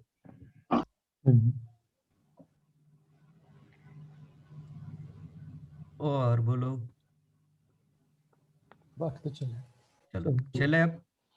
और कुछ समझना है इसमें? और कौन सा टॉपिक था? अब कोई बचा है? वो centre of mass, centre of mass. उसमें एक रिड्यूस मास वाला कॉन्सेप्ट बता दीजिए एक बार। रिड्यूस मास सिर्फ हम यहाँ लगाएंगे और कहीं नहीं, बस इसमें लगाएंगे जब ये कॉमन वेलोसिटी से जाएंगे, सिर्फ इसमें। तो यहाँ और यहाँ जो डिफरेंस इन काइनेटिक एनर्जी है वो रिड्यूस मास आएगा। एक लॉस वाले के भी बता दीजिए। ये और इवन V1 - V2 जो अभी बोला है ये आएगा। और अगर ये वापस से गेन कर लेता है, मान लो वापस इसके पास आ गई V1 डैश V2 डैश, तो यहां से यहां काइनेटिक एनर्जी गेन होगा और वो भी वही आएगा, रिड्यूस मास V रिलेटिव। यहां काइनेटिक एनर्जी लॉस होगी। तो सर इससे हम नेट लॉस भी निकाल सकते हैं। हाँ निकाल सकते हैं ना, दोनों का डिफरेंस माइनस कर दो। हाँ। तो नेट ये आएगा ना। नेट लॉस अगर पूछा होता तो ये आता हाफ रिड्यूस मास। ये वेलोसिटी ऑफ सेपरेशन लिखा है, हाँ। ये वेलोसिटी ऑफ अप्रोच लिखा है, बस ये आ गया। इलास्टिक कोलिजन में दोनों बराबर होते हैं, इसलिए आंसर 0 आता है। 1 - E² का कुछ एक्सप्रेशन बन जाता है। अरे यार velocity of separation E times velocity of approach. हाँ लॉस पूछा है तो अप्रोच आगे आएगा, सेपरेशन नीचे, ठीक है। कॉमन आ जाएगा और यही टर्म बन जाएगा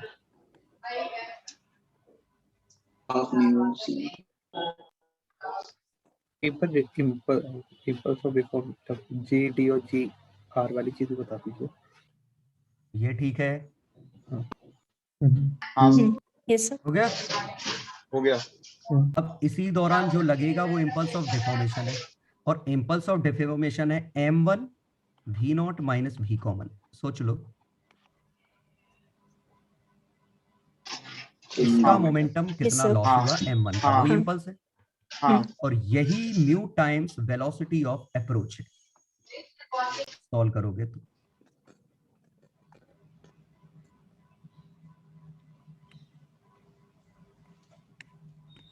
और फाइनली इम्पल्स ऑफ रिफॉर्मेशन ये है m1 v1 dash minus v centre of mass. ये हाँ। सॉल्व करोगे तो mu times velocity of separation निकल Separation. के आएगी। तभी इन दोनों के रेशो को हम ई कहते हैं। तो अगर आपको फॉर्मूला याद नहीं है, जो कि मैं रिकमेंड नहीं करता याद करिए, सिंपली इम्पल्स ऑफ डिफॉर्मेशन, इस दौरान जो इम्पल्स मिली वो डिफॉर्मेशन है, इस दौरान जो इम्पल्स मिली वो डिफॉर्मेशन। बस इतना ध्यान रखो और इम्पल्स निकाल लेना किसी एक ब्लॉक पे। ठीक है। चलो तो मैं एक न्यूमेरिकली ले रहा हूँ सो दैट और अच्छा फील आएगा। ये 3 किलोग्राम है, ये 1 किलोग्राम है, ये 6 मीटर पर सेकेंड, ये 3 मीटर पर सेकेंड। ठीक है। अब हमें निकालना होता रेस्टिट्यूशन 1/3। फाइनली सब कुछ निकालना होता, तो पहले हम निकालें इसमें कि फाइनल वेलोसिटी चाहिए। तो फाइनल वेलोसिटी का सबसे बढ़िया अप्रोच तो वही है v, और v प्लस 3 समझ में आया कैसे? V approach upon V separation हाँ, v separation is equal is to equal 1 to by 3 3. Times approach. Approach The 9 का है approach. ये। और अब इसके बाद हम कंजर्वेशन ऑफ मोमेंटम लगा दें, तो इसका मास 3, इसका मास 1, तो पहले 18 माइनस 3 का मोमेंटम था, अब 3v plus 1 into v plus 3 का मोमेंटम है। ठीक है। ये 4v 18 माइनस 6 12, v की वैल्यू 3। तो सॉल्व करने पे इसकी वेलोसिटी आ गई 3, इसकी वेलोसिटी आ गई 6। क्लियर? Yes sir. अब हमें इसमें चाहिए इम्पल्स ऑफ डिफॉर्मेशन। तो 3 किलोग्राम पे, तो ये इम्पल्स ऑफ डिफॉर्मेशन के लिए हमें एक इंटरमीडिएट स्टेट चाहिए पड़ेगी, जब ये दोनों बीच में कुछ देर के लिए एक साथ गए थे, और वेलोसिटी कितनी हो गई थी? 18 माइनस 3 15/4। ये समझ में आया? डिफॉर्मेशन हुआ। Reformation. अब डिफॉर्मेशन किसी एक ब्लॉक पे हम निकाल दें, तो 3 का 6, मोमेंटम कितना था इसका? 18, अब मोमेंटम 45/4, 45. तो 18 माइनस 45/4 27/4 समझ गए? तो 72 माइनस 45/4 कितना बनाए? 27. 27 27। अब इम्पल्स ऑफ रिफॉर्मेशन चाहिए, तो यहां फिर से 3 किलोग्राम का देख लो, तो कितना चेंज आया? 3 into 3 से 3 into 15/4, 3 into 9/4 1 मिनट, ये कम कैसे हो गई वेलोसिटी 3 की? हाँ कम हो जाएगी ना, कम ही लॉस तो हो है। गया। ठीक है कम ही होगी। हाँ, तो इम्पल्स ऑफ डिफॉर्मेशन इसका मैग्नीट्यूड जो है वो उतना आया, उल्टा लिखना पड़ेगा मुझे, 9/4 है ना। 3 into 3/4, 15/4 माइनस 3 into 3 क्या बना? 9/4, और डायरेक्ट Yes, बनना sir. भी था हाँ यस इसका सर 1/3। हाँ E times of CR. हाँ अब हमसे पूछा होता लॉस इन काइनेटिक एनर्जी, तो या तो इनिशियल और फाइनल घटा दें, या हम डायरेक्टली रिड्यूस मास लगा लें। तो हाफ रिड्यूस मास 3 और 1 का 3/4, 3/4 अप्रोच 9 स्क्वायर, 1 माइनस 1/3 का स्क्वायर, ये net loss in kinetic energy. ठीक है। इम्पल्स ऑफ डिफॉर्मेशन भी आप mu into V approach, mu कितना है? 3/4, वी अप्रोच कितना है? 9, 27/4 आ गया। हाँ यही आया था। yes sir. और impulse of reformation mu into velocity of V separation, separation. 3/4 और सेपरेशन कितना है 3, आ गया 9/4।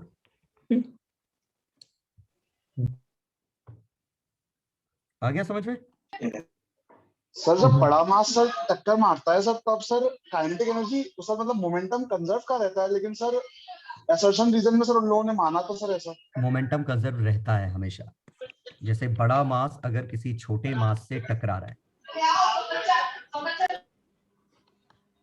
है ना, तो जो भी हो रहा है इस दौरान मोमेंटम तो पक्का कंजर्व्ड है, इवन एनर्जी भी कंजर्व्ड है।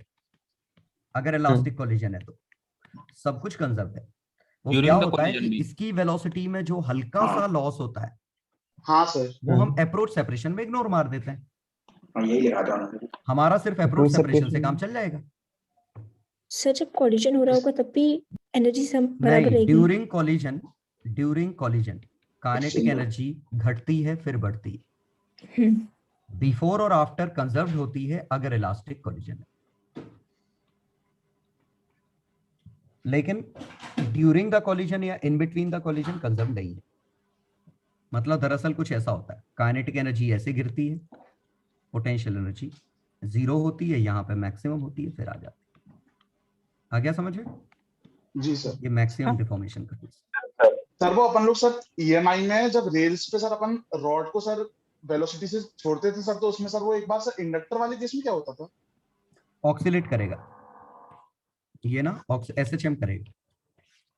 इसको वेलोसिटी दे दोगे ना तो ये ऑक्सीलेट करेगा, एसएचएम करेगा। सर तो ये एक्सप्रेशन के लिए सॉल्व करने को सर निकाल लो, इक्वेशन लिख के निकाल लो अपने आप से। एसएचएम की इक्वेशन बन जाएगी ना, di/dt और I में हाँ d2i/dt। जैसे LDI/dt इस पे ड्रॉप, BL इस पे ड्रॉप, एक इक्वेशन। दूसरी इक्वेशन वो BIL equal to MdV/dt, negative. Differentiate करो तो DI/dt यहां से उठा के छाप दूं तो DI/dt की value B M d2V/dt square by BL negative BLV बना।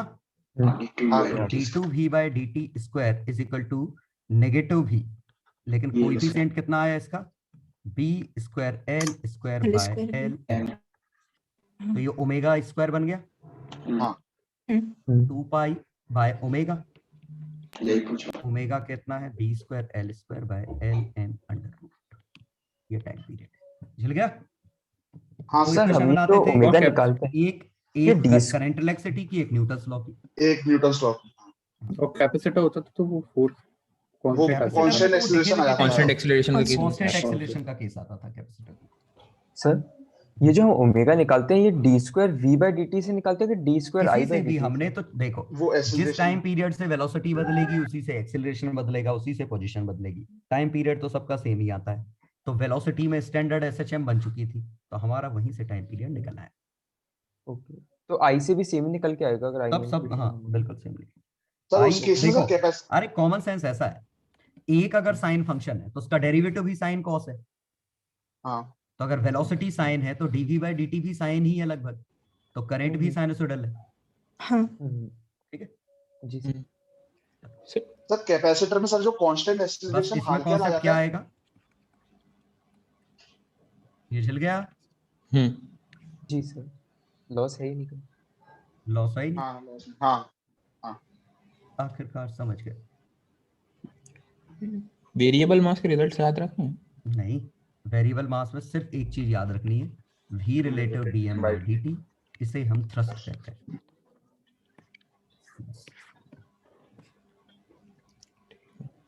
लिक्विड में नहीं ρA V² था, तो dm/dt की वैल्यू ही ρA V हो गई थी इनटू V।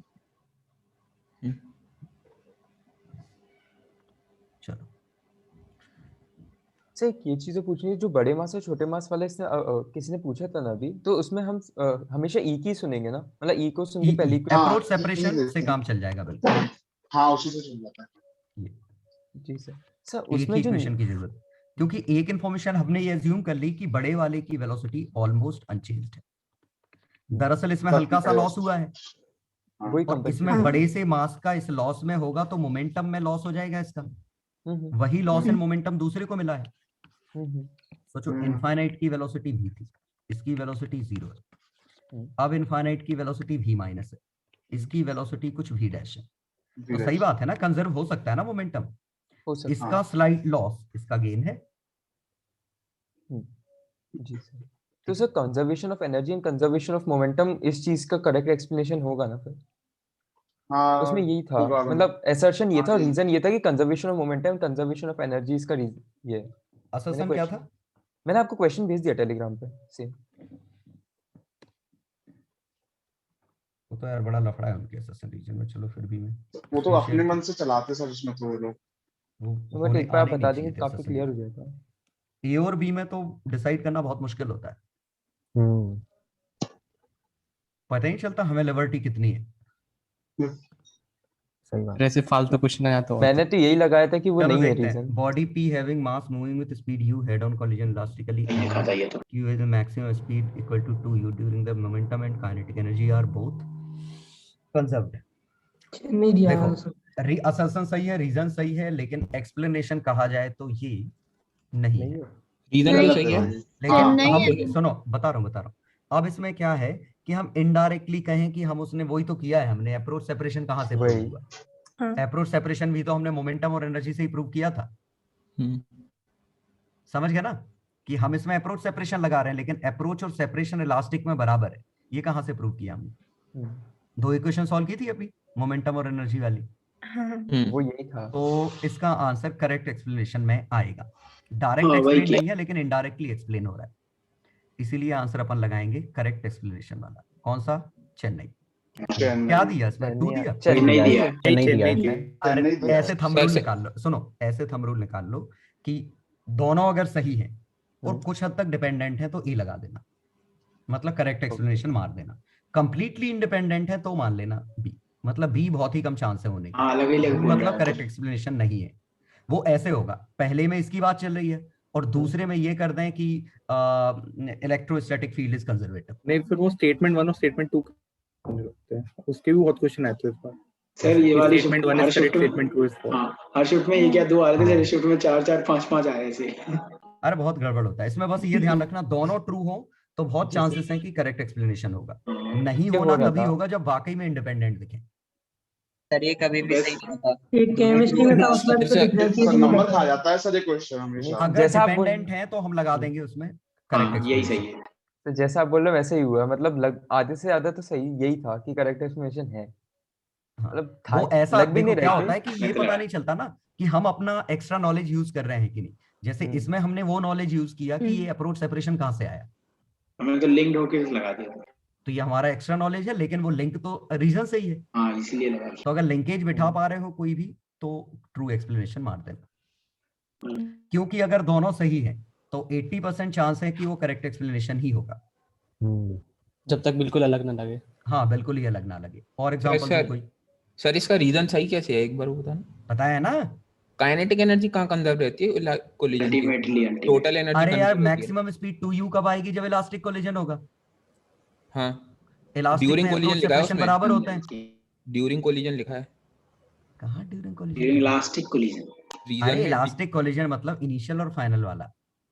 ये क्या बात हुई? वो तो ड्यूरिंग की जगह इन इलास्टिक कोलिजन होना चाहिए, इन इलास्टिक कोलिजन। वो तो हमने जज्बात समझ लिए उनके, वो क्या वही यस सर। थोड़ा तो इंट्यूशन इतनी बाल की खाली निकाली हमने। ड्यूरिंग मतलब कोलिजन के दौरान नहीं है, when we talk about elastic collision, इसका मतलब ऐसे ही बोलते हैं हमेशा।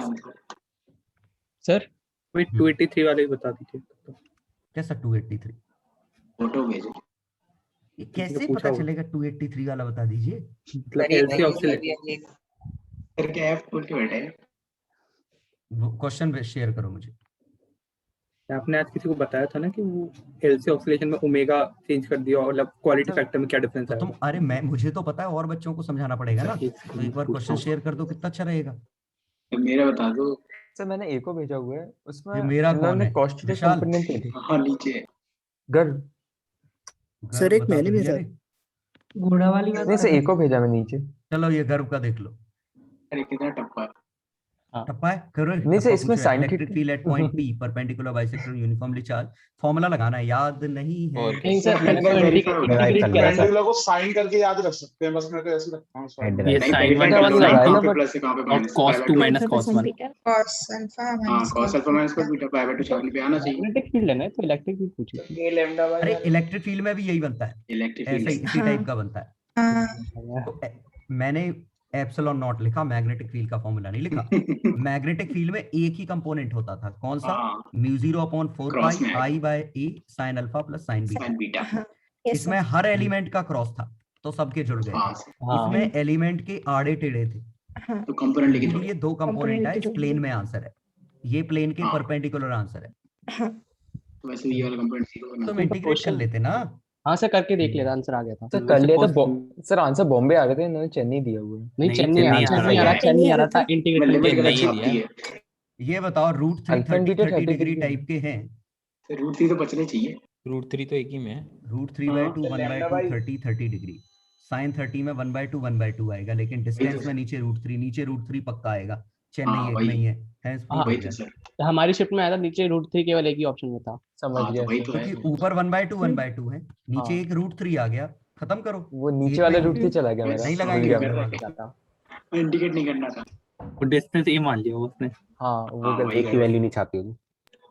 ओके, एक ही वैल्यू नहीं छापी होगी यार। हाँ खोल रहा है। हाँ पीहू नहीं,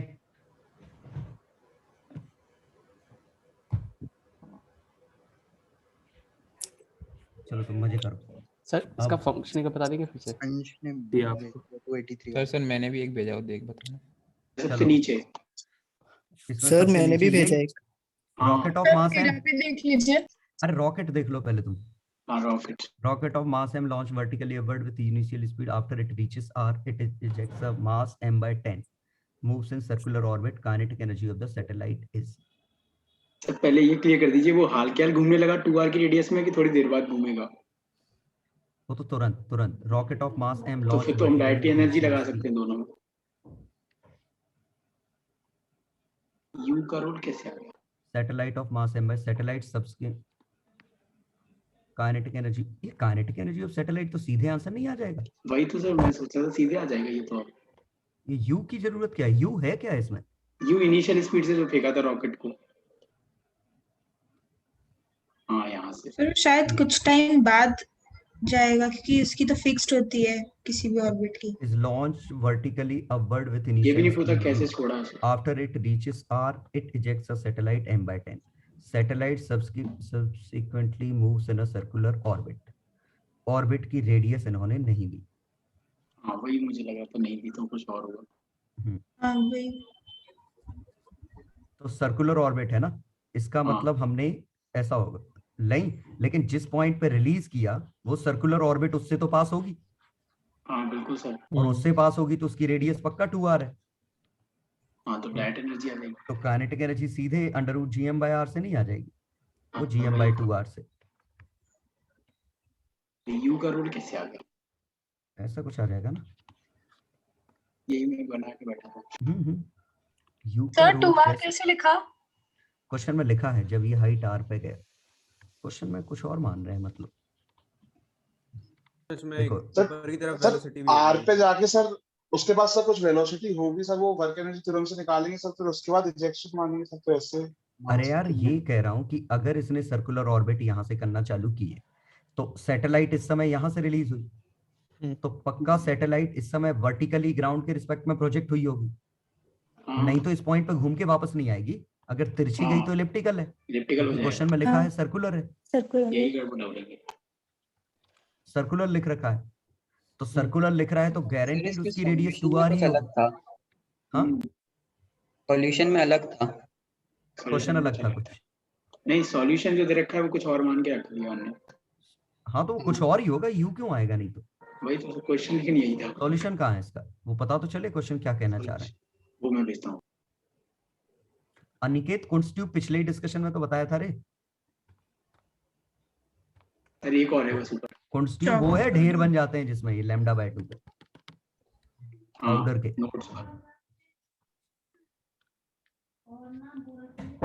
क्या देख लीजिए क्या सर एक मैंने भेजा है सबसे भेजा? ऊपर।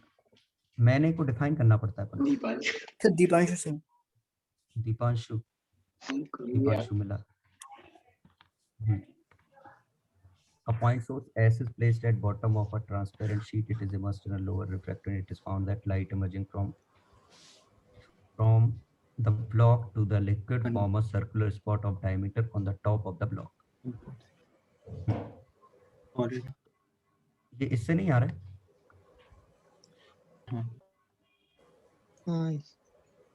ये मान के ऐसा कुछ पता नहीं, देखता हूँ क्वेश्चन हो सकता है। अभी एनटीए वाली शीट में भी था। Point source S placed at bottom of transparent sheet. Block of height 10 mm. Refractive index 2.72. Immersed in a lower refractive index. It is found that light emerging from the block forms a circular bright spot. Question तो यही है यार। वो उसको sign है, उससे data से निकालना है। क्वेश्चन तो यही है। इसका म्यू है, ये क्रिटिकल एंगल है, तो इसकी हाइट दे रखी है इन्होंने, क्वेश्चन डायमीटर दे रखा है 11.54, तो इससे रेडियस मिल गई इसका आधा 5.77, और इसकी हाइट कितनी है 10, तो 10 क्रिटिकल एंगल 5.77 बाय 10, तो साइन क्रिटिकल एंगल निकालना पड़ेगा, और ये sine critical angle mu by 2.72 होगा। अब ये निकालेंगे कैसे इतना हत्यार, पता नहीं। वो 11.5 पे बनता है एग्जैक्ट। हाँ तभी ये दिया होगा ऐसा भाई अंडर ये नीचे लीजिए। नीचे क्या दिया? कुछ वो दिया 10√3 लिखा है, 10√3/2। कहाँ लिखा 10√3? मुझे क्यों नहीं दिखा? तब बन जाएगा 5.77 ऐसा। हाँ मतलब ये करना है, ऐसे में निकालना है, सीधी बात। समझ गया ना क्वेश्चन क्या था दीपांशु? यस सर समझ गया। आधा है आंसर से 2.72।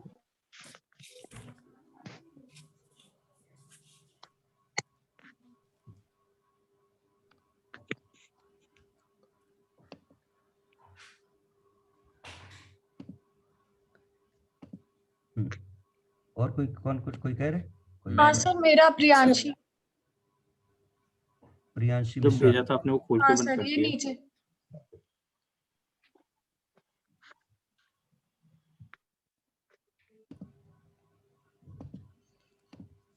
ये इतना गंदा कहाँ से कर रही हो ये क्वेश्चन? ये कहाँ से आ रहे हैं ऐसे क्वेश्चन? मेंस में ऐसे हत्यारे सवाल आ जाए नहीं आते ऐसे, पता नहीं कहाँ से एनटीए के लगा रहे हो, दुनिया की चीजें लगा रहे हो सर इसमें तो अच्छी लगाने के लिए उनका एडवांस में पता ही लगा रहे हैं। एडवांस वाला आ गया होगा। गलती से खुल गया। लगाई क्यों रहे हो? प्रीवियस लगा पहले।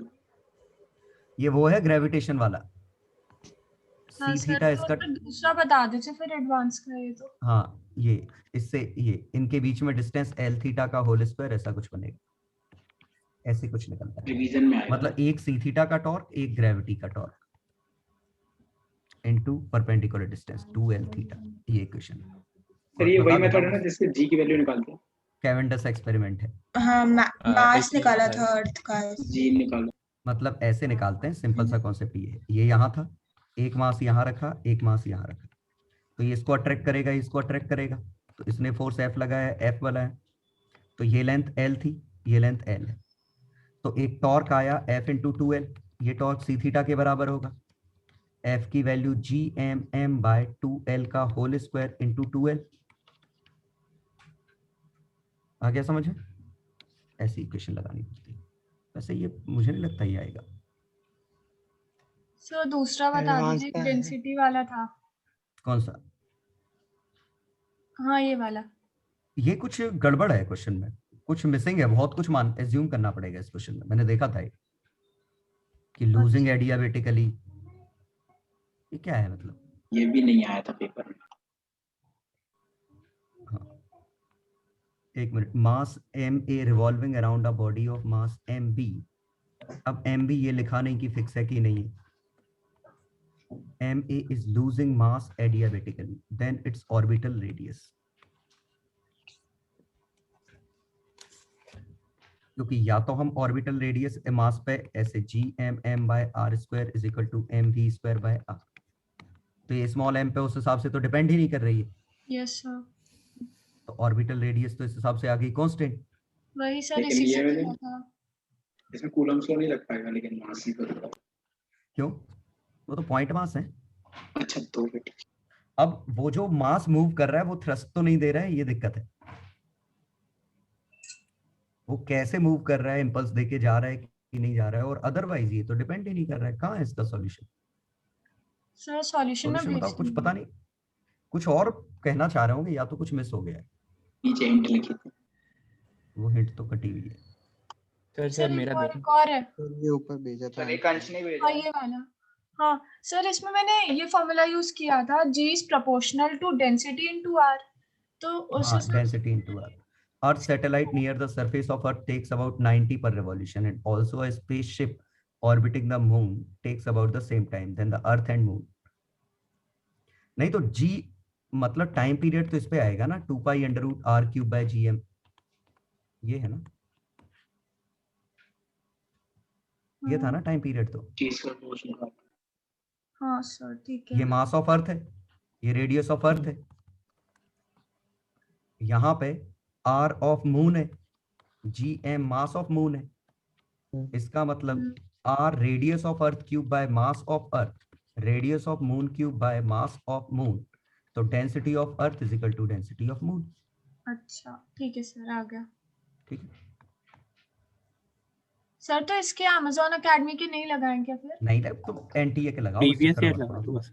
तो ये बहुत देख सारे लो। बच्चे इसी का लगा रहे थे। नाम से भेजा। हम लोग तो पागल पीला नहीं ही लगा लगा रहा, रहे हैं। नहीं लगाना। प्रीवियस अंश का देख लो प्लीज। कौन हाँ सा? सर, अंश का देख, अंश का अंश वाला। ओके, हाँ ये क्वेश्चन ऐसा था, क्वेश्चन का सॉल्यूशन इन्होंने गलत सीधा दिया है, ये एक्सेल बाय आंसर आर लिख गलत दिया था। मतलब ये आंसर सही है 283। मुझे 400 ही आ रहे थे। नहीं बता रहा हूँ, ऐसा होता है देखो, ओमेगा L/R होता है, लेकिन यहाँ तो 3 एलिमेंट है, एक इंडक्टर है, एक कैपेसिटर है, एक रेजिस्टर है।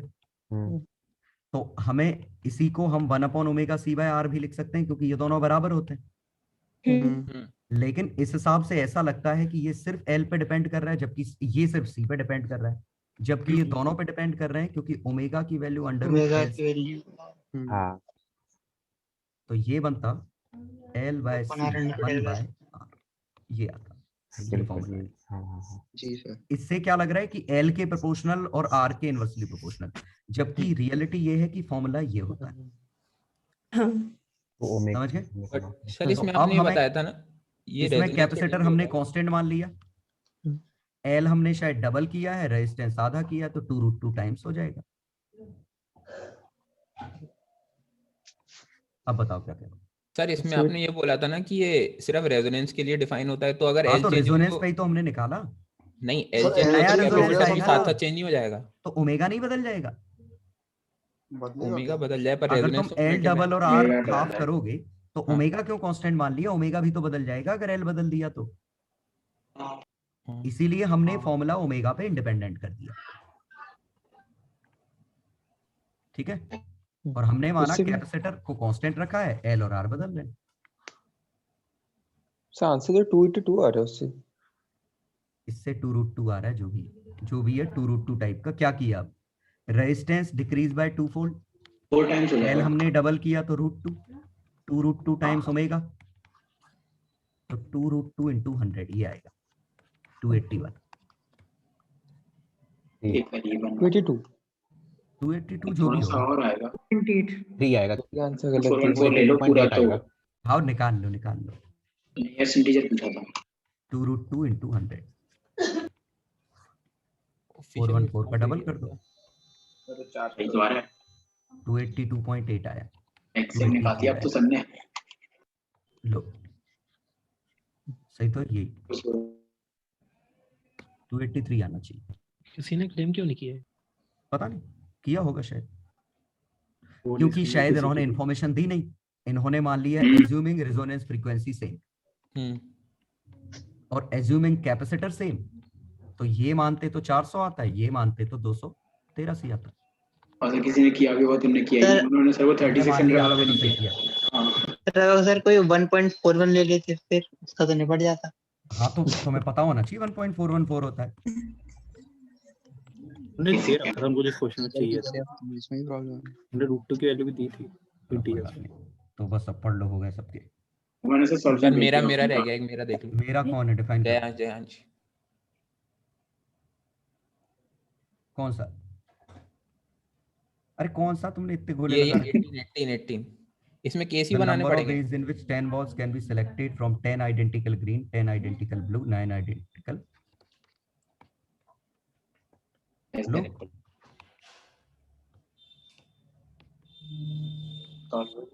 अब बताओ क्या कह रहे हो? कुछ नहीं, मैं उसको वैसे कर रहा था वर्ड सिलेक्शन वाले तरीके से। 12C2 माइनस, जब ये 10 ले लिए, 10 ले लिए, ठीक है ठीक है। 65 आ गया आंसर। सर एक बार सर वो विशाल का सर सॉल्यूशन देख लीजिए सर, वो यू वाले क्वेश्चन का सर, तो वो एक बार सामने कैसे विशाल का? उसने मैंने सॉल्यूशन सॉल्यूशन अपन कहां से भेज तो दिया, देखो इस तो नीचे है सॉल्यूशन।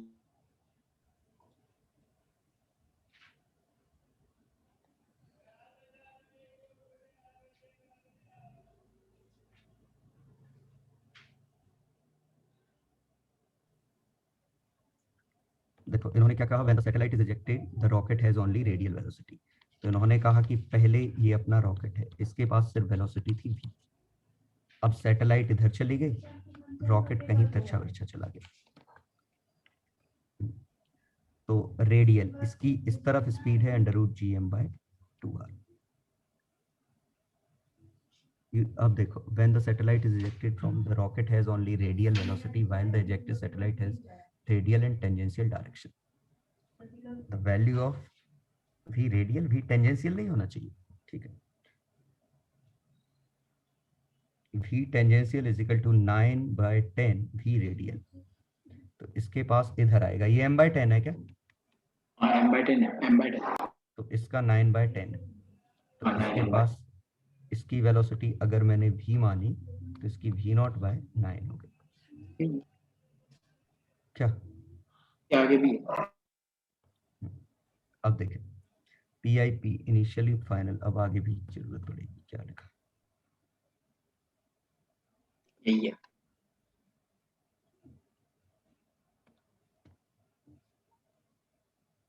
सॉल्व कर दिया। क्या है ये kinetic energy of satellite? Satellite के पास दो कंपोनेंट आई क्यों? तो वही समझ में नहीं आ रहा। सैटेलाइट के पास तो एक ही कंपोनेंट आएगा। हाँ, सर्कुलर ऑर्बिट में कैसे जाएगा वरना? हाँ, दोनों कंपोनेंट आ गए। या तो क्वेश्चन ऐसा है कि ये हमने तिरछा फेंका है रॉकेट, रॉकेट तो तिरछा नहीं गया इसमें, रॉकेट तो वर्टिकली अपवर्ड लिखा है, शायद वर्टिकली अपवर्ड लिखा है।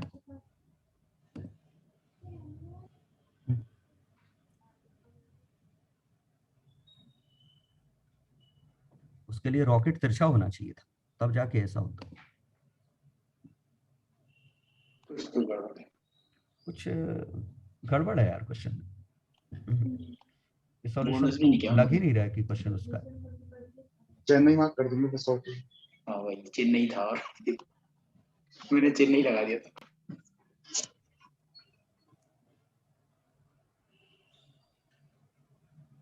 ये जैसे ये लाइन इजेक्टेड सैटेलाइट के पास दोनों कंपोनेंट हैं, ये ही गलत लग रही है कि दो कंपोनेंट क्यों है।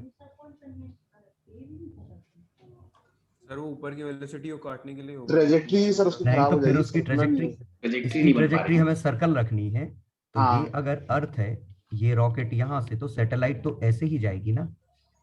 सर अगर दोनों भी है तो मोमेंटम भी कंजर्व नहीं है तो... नहीं तो रॉकेट के पास आ जाए बचा हुआ, रॉकेट ऐसा ले ले। अब वो भी तो नहीं है, वही तो। वो तभी होगा जब वो रॉकेट यहाँ तिरछा रहा होगा कुछ, तब आएगा ऐसा। दो जगह वर्ड गलत लिखा उन्होंने। जब ऑलरेडी तिरछा जा रहा होगा तो एक कंपोनेंट काटना पड़ेगा, लेकिन ऐसा कहीं लिखा नहीं इन्होंने, वर्टिकली अप लिखा है। हाँ लेकिन तो जो भी है बहुत डाउट है क्वेश्चन। एक से मैंने ही भेजा था शंक। ये बताया तो था मैंने, पता ग्रुप पे नहीं भेजा था। चेन्नई में 6 ऊपर होगा। अच्छा ऐसा है। जो रेड कोड कार्ड है ना, ये फेस कार्ड्स होते हैं बस क्वेश्चन में। तो हाँ, ऐसे 6 है, समझ गए? जैक, क्वीन, किंग, ये फेस या कोड कार्ड होते हैं। अब समझ गए? हाँ तो 17 में करना है खत्म, तो 52 C 17 फैक्टोरियल। लेकिन 17 उनमें तो लिखा हमारा नीचे 16 लिखा ना, क्योंकि 17वां कार्ड तो अपने लिखा है, वो तो रेडी है, पता है। तो 17 तो काम करोगे ना, तो वो तो 17 में हमेशा काम खत्म हुआ, नीचे तो काम खत्म हुआ नहीं हुआ कुछ भी लिखोगे। नीचे जो 17th कार्ड है वो आएगा 6 में से 1। नहीं, मतलब हमारी जो टोटल प्रोबेबिलिटी है उसमें भी 17 पे काम खत्म होना चाहिए। वो से नहीं आ रहा आंसर, वो मान के, ये मान के आएगा आंसर। तो 65 इधर आएगा और बचे हुए काले पत्ते उठा लो। पत्ते कितने बचे? 10। 26 C 10 into 16 फैक्टोरियल, ऐसा कुछ। कोई बाकी के रेड कार्ड भी तो उठा सकते हैं, बस रेड फेस नहीं होनी चाहिए। क्या? रेड फेस नहीं होनी चाहिए, बाकी रेड तो उठा सकते हैं ना। ऐसा है क्या? हाँ। रेड फेस नहीं होने चाहिए। हाँ तो ये 26 की जगह बचे हुए ले लो, जितने 46 C11 क्योंकि 6 बोले एक पत्ता ओके, तो 17 नंबर पे है आएगा। टोटल 17। और मुझे नीचे 52 से 70 में अभी भी डाउट हो रहा है किसमें? कि 52 हाँ, C नीचे डाउट है, मुझे भी डाउट है, लेकिन यही मान के आंसर आ रहा है। उन्होंने ऐसे कहना था कि क्वेश्चन में 17 टोटल कार्ड उठाए हैं और इनमें से 17 कार्ड उठाने पे 17 कार्ड तक हमारा काम हो गया, इसकी प्रोबेबिलिटी क्या है। उन्होंने लैंग्वेज थोड़ी गलत लिख दी है, वो मर जाएंगे अगर वो हम जो तुम सोच रहे हो वो मानेंगे, तो सैंपल स्पेस ही नहीं निकलेगा।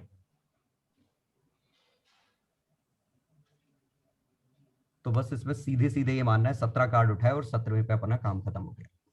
ये टोटल 17 उठाने और नीचे।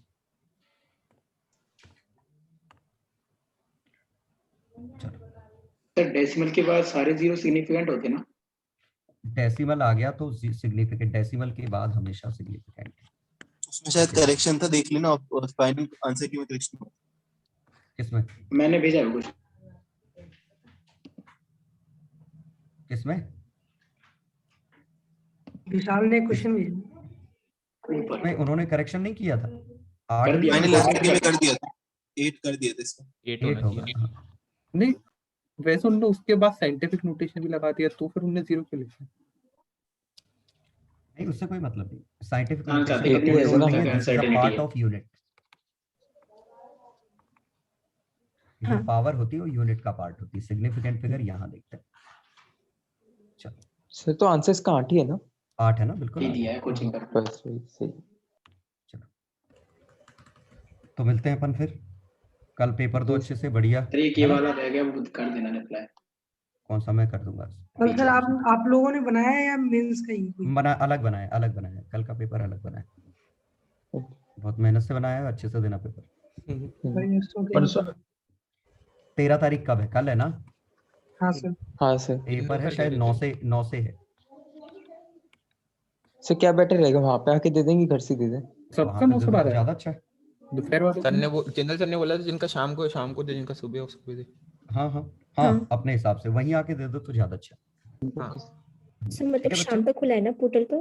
हाँ, पोर्टल खुला रहेगा। 9 से 12 खुलेगा, फिर 2 से 5 खुलेगा। ठीक। तो या तो इसमें दे लो या इसमें दे लो, जब भी तुम्हारा पेपर हो उस टाइम में आके दे लो। तो 3 से 6 होता है ना? 3 से 6 कर दीजिए। अब जो भी है यार, पता नहीं ये टाइम। 2 से 5 भी आ जाओगे तो खुल जाएगा। 6 तक मतलब कर दीजिएगा, 6 तक कर दीजिएगा। पोर्टल पे ऐसा ना वो 5 बजे बंद हो जाए। अब पोर्टल पे जाके हाँ, ये कर दें। हाँ ठीक है ना? बच्चों मिलते हैं, है ना? Bye bye. Bye sir. All the best बच्चों। अब नहीं होगी ना कोई क्लास? अब क्लास नहीं है। अब क्या होगी क्लास? अब तो मेंस का पेपर सर उसके पहले एक ये चीज बता दीजिए, सेमीकंडक्टर्स में जो डिप्लीशन रीजन वाला पार्ट है ना, वो बहुत दिक्कत दे रहा है अभी। कैसा एनसीईआरटी एक बार पढ़ लो, अगर तुम्हें ज्यादा आइंस्टाइन बनना है तो। नहीं सर, कब बढ़ता है कब घटता है मैं तो रट लूंगा, आप बता दो। फॉरवर्ड बायस में डिप्लीशन रीजन घटता है और रिवर्स में डिप्लीशन रीजन बढ़ता है। अरे डिप्लीशन रीजन की हिंदी करो, करना डिप्लीशन मतलब जहाँ पे न्यूट्रल है। नहीं, डिप्लीटेड घटना। ऑफ फ्री चार्ज कैरियर्स, कम होना। मतलब इसका रेजिस्टेंस इंफिनिटी है। इस रीजन का रेजिस्टेंस काफी लार्ज होता है, तो रिवर्स में तो घटता है और ना? ज्यादा बढ़ेगा, डिप्लीशन रीजन बढ़ेगा क्योंकि रेजिस्टेंस और बढ़ जाएगा। फॉरवर्ड में हाँ। डिप्लीशन रीजन कमजोर हो जाएगा और निपट जाएगा। ओके सर, समझ गए? चलो ऐसा होता है, चलो बड़ा सिंपल सा कॉन्सेप्ट है। देखो पी और एन है, इसका रेजिस्टेंस लेस है, इसका रेजिस्टेंस लेस है, लेकिन इसका रेजिस्टेंस काफी हाई है इस रीजन का। तो जो इस रीजन को खत्म कर देगा उसमें कंडक्ट होगा, नहीं तो खत्म नहीं करेगा तो कंडक्ट नहीं होगा। फॉरवर्ड बायस इसको खत्म कर देता है, रिवर्स बायस इसको बढ़ा पी देता से है। जुड़ी है तो फिर कम हो जाएगा अपना, खत्म हो जाएगा। ओके चलो सर। ठीक है सर एक असर्शन रीजन का क्वेश्चन और था कि अगर दो डायोड को बैक टू बैक ज्वाइन कर दे तो ट्रांजिस्टर बनाएगा? मैं एक्सप्लेन कर वो चुका गलत हूं, बोला था। मैं एक्सप्लेन कर चुका हूं, नहीं होगा ऐसा। इंटर एटॉमिक वो PNP सेपरेशन बन अच्छा जाएगा खासा रह जाएगा, वो बॉन्ड ही नहीं बन पाएंगे वो। ऐसे दो चीजों को चिपका के बॉन्ड थोड़ी बन जाते हैं। जरूरी जैसे है चौक थी, चौक को बीच में तोड़ दिया, फिर जब तुम जोड़ते हो नहीं जुड़ती ना, हाँ, क्योंकि वो गैप रह ही जाता है, उसमें बॉन्ड बनाने वाली स्थिति नहीं बनती फिर। बॉन्ड बनाने जरूरी है, मतलब वो वर्क उसके ऐसे नहीं कर सकता। बॉन्ड मतलब डिफ्यूज होंगे पी और एन, तब जाके डिप्लीशन रीजन बनेगा ना, डिप्लीशन रीजन ही नहीं बन पाएगा नहीं तो। वैसे बीच का ये पतला होता डिफ्यूज है। ही नहीं हो पाएंगे, उनके बीच में एयर आ जाएगी बहुत ज्यादा होता है। जो कि इंसुलेटिंग है। उसके रीजन में ये लिखा हुआ था कि ये अगर पूछा जाए तो कि ये कि बेस जो होता है अपना वो बहुत थिन होता है, इस केस में बेस काफी थिक हो जाएगा तो ट्रांजिस्टर ही नहीं बन पाएगा, ऐसा कुछ नहीं, लिखा था। रीजन ये नहीं, बेस थिक हो जाएगा नहीं, रीजन ये है कि इंटर एटॉमिक सेपरेशन ज्यादा है, तो वो डिफ्यूजन ही प्रोसेस ही चालू नहीं होगी, डिप्लीशन रीजन ही नहीं बनेंगे। मैंने ये भेजा था सॉल्यूशन इसका ग्रुप पे। नहीं भेजा, ग्रुप पे नहीं भेजा सर, ग्रुप पे नहीं डाला पर्सनली था। किसी को पर्सनली भेजा था, काफी बड़ा लिख के भेजा था मैंने। चलो आसान हो गया ये तो। चलो बच्चों, तो बाय बाय, है ना? पर सर्च कर लिया था जो कि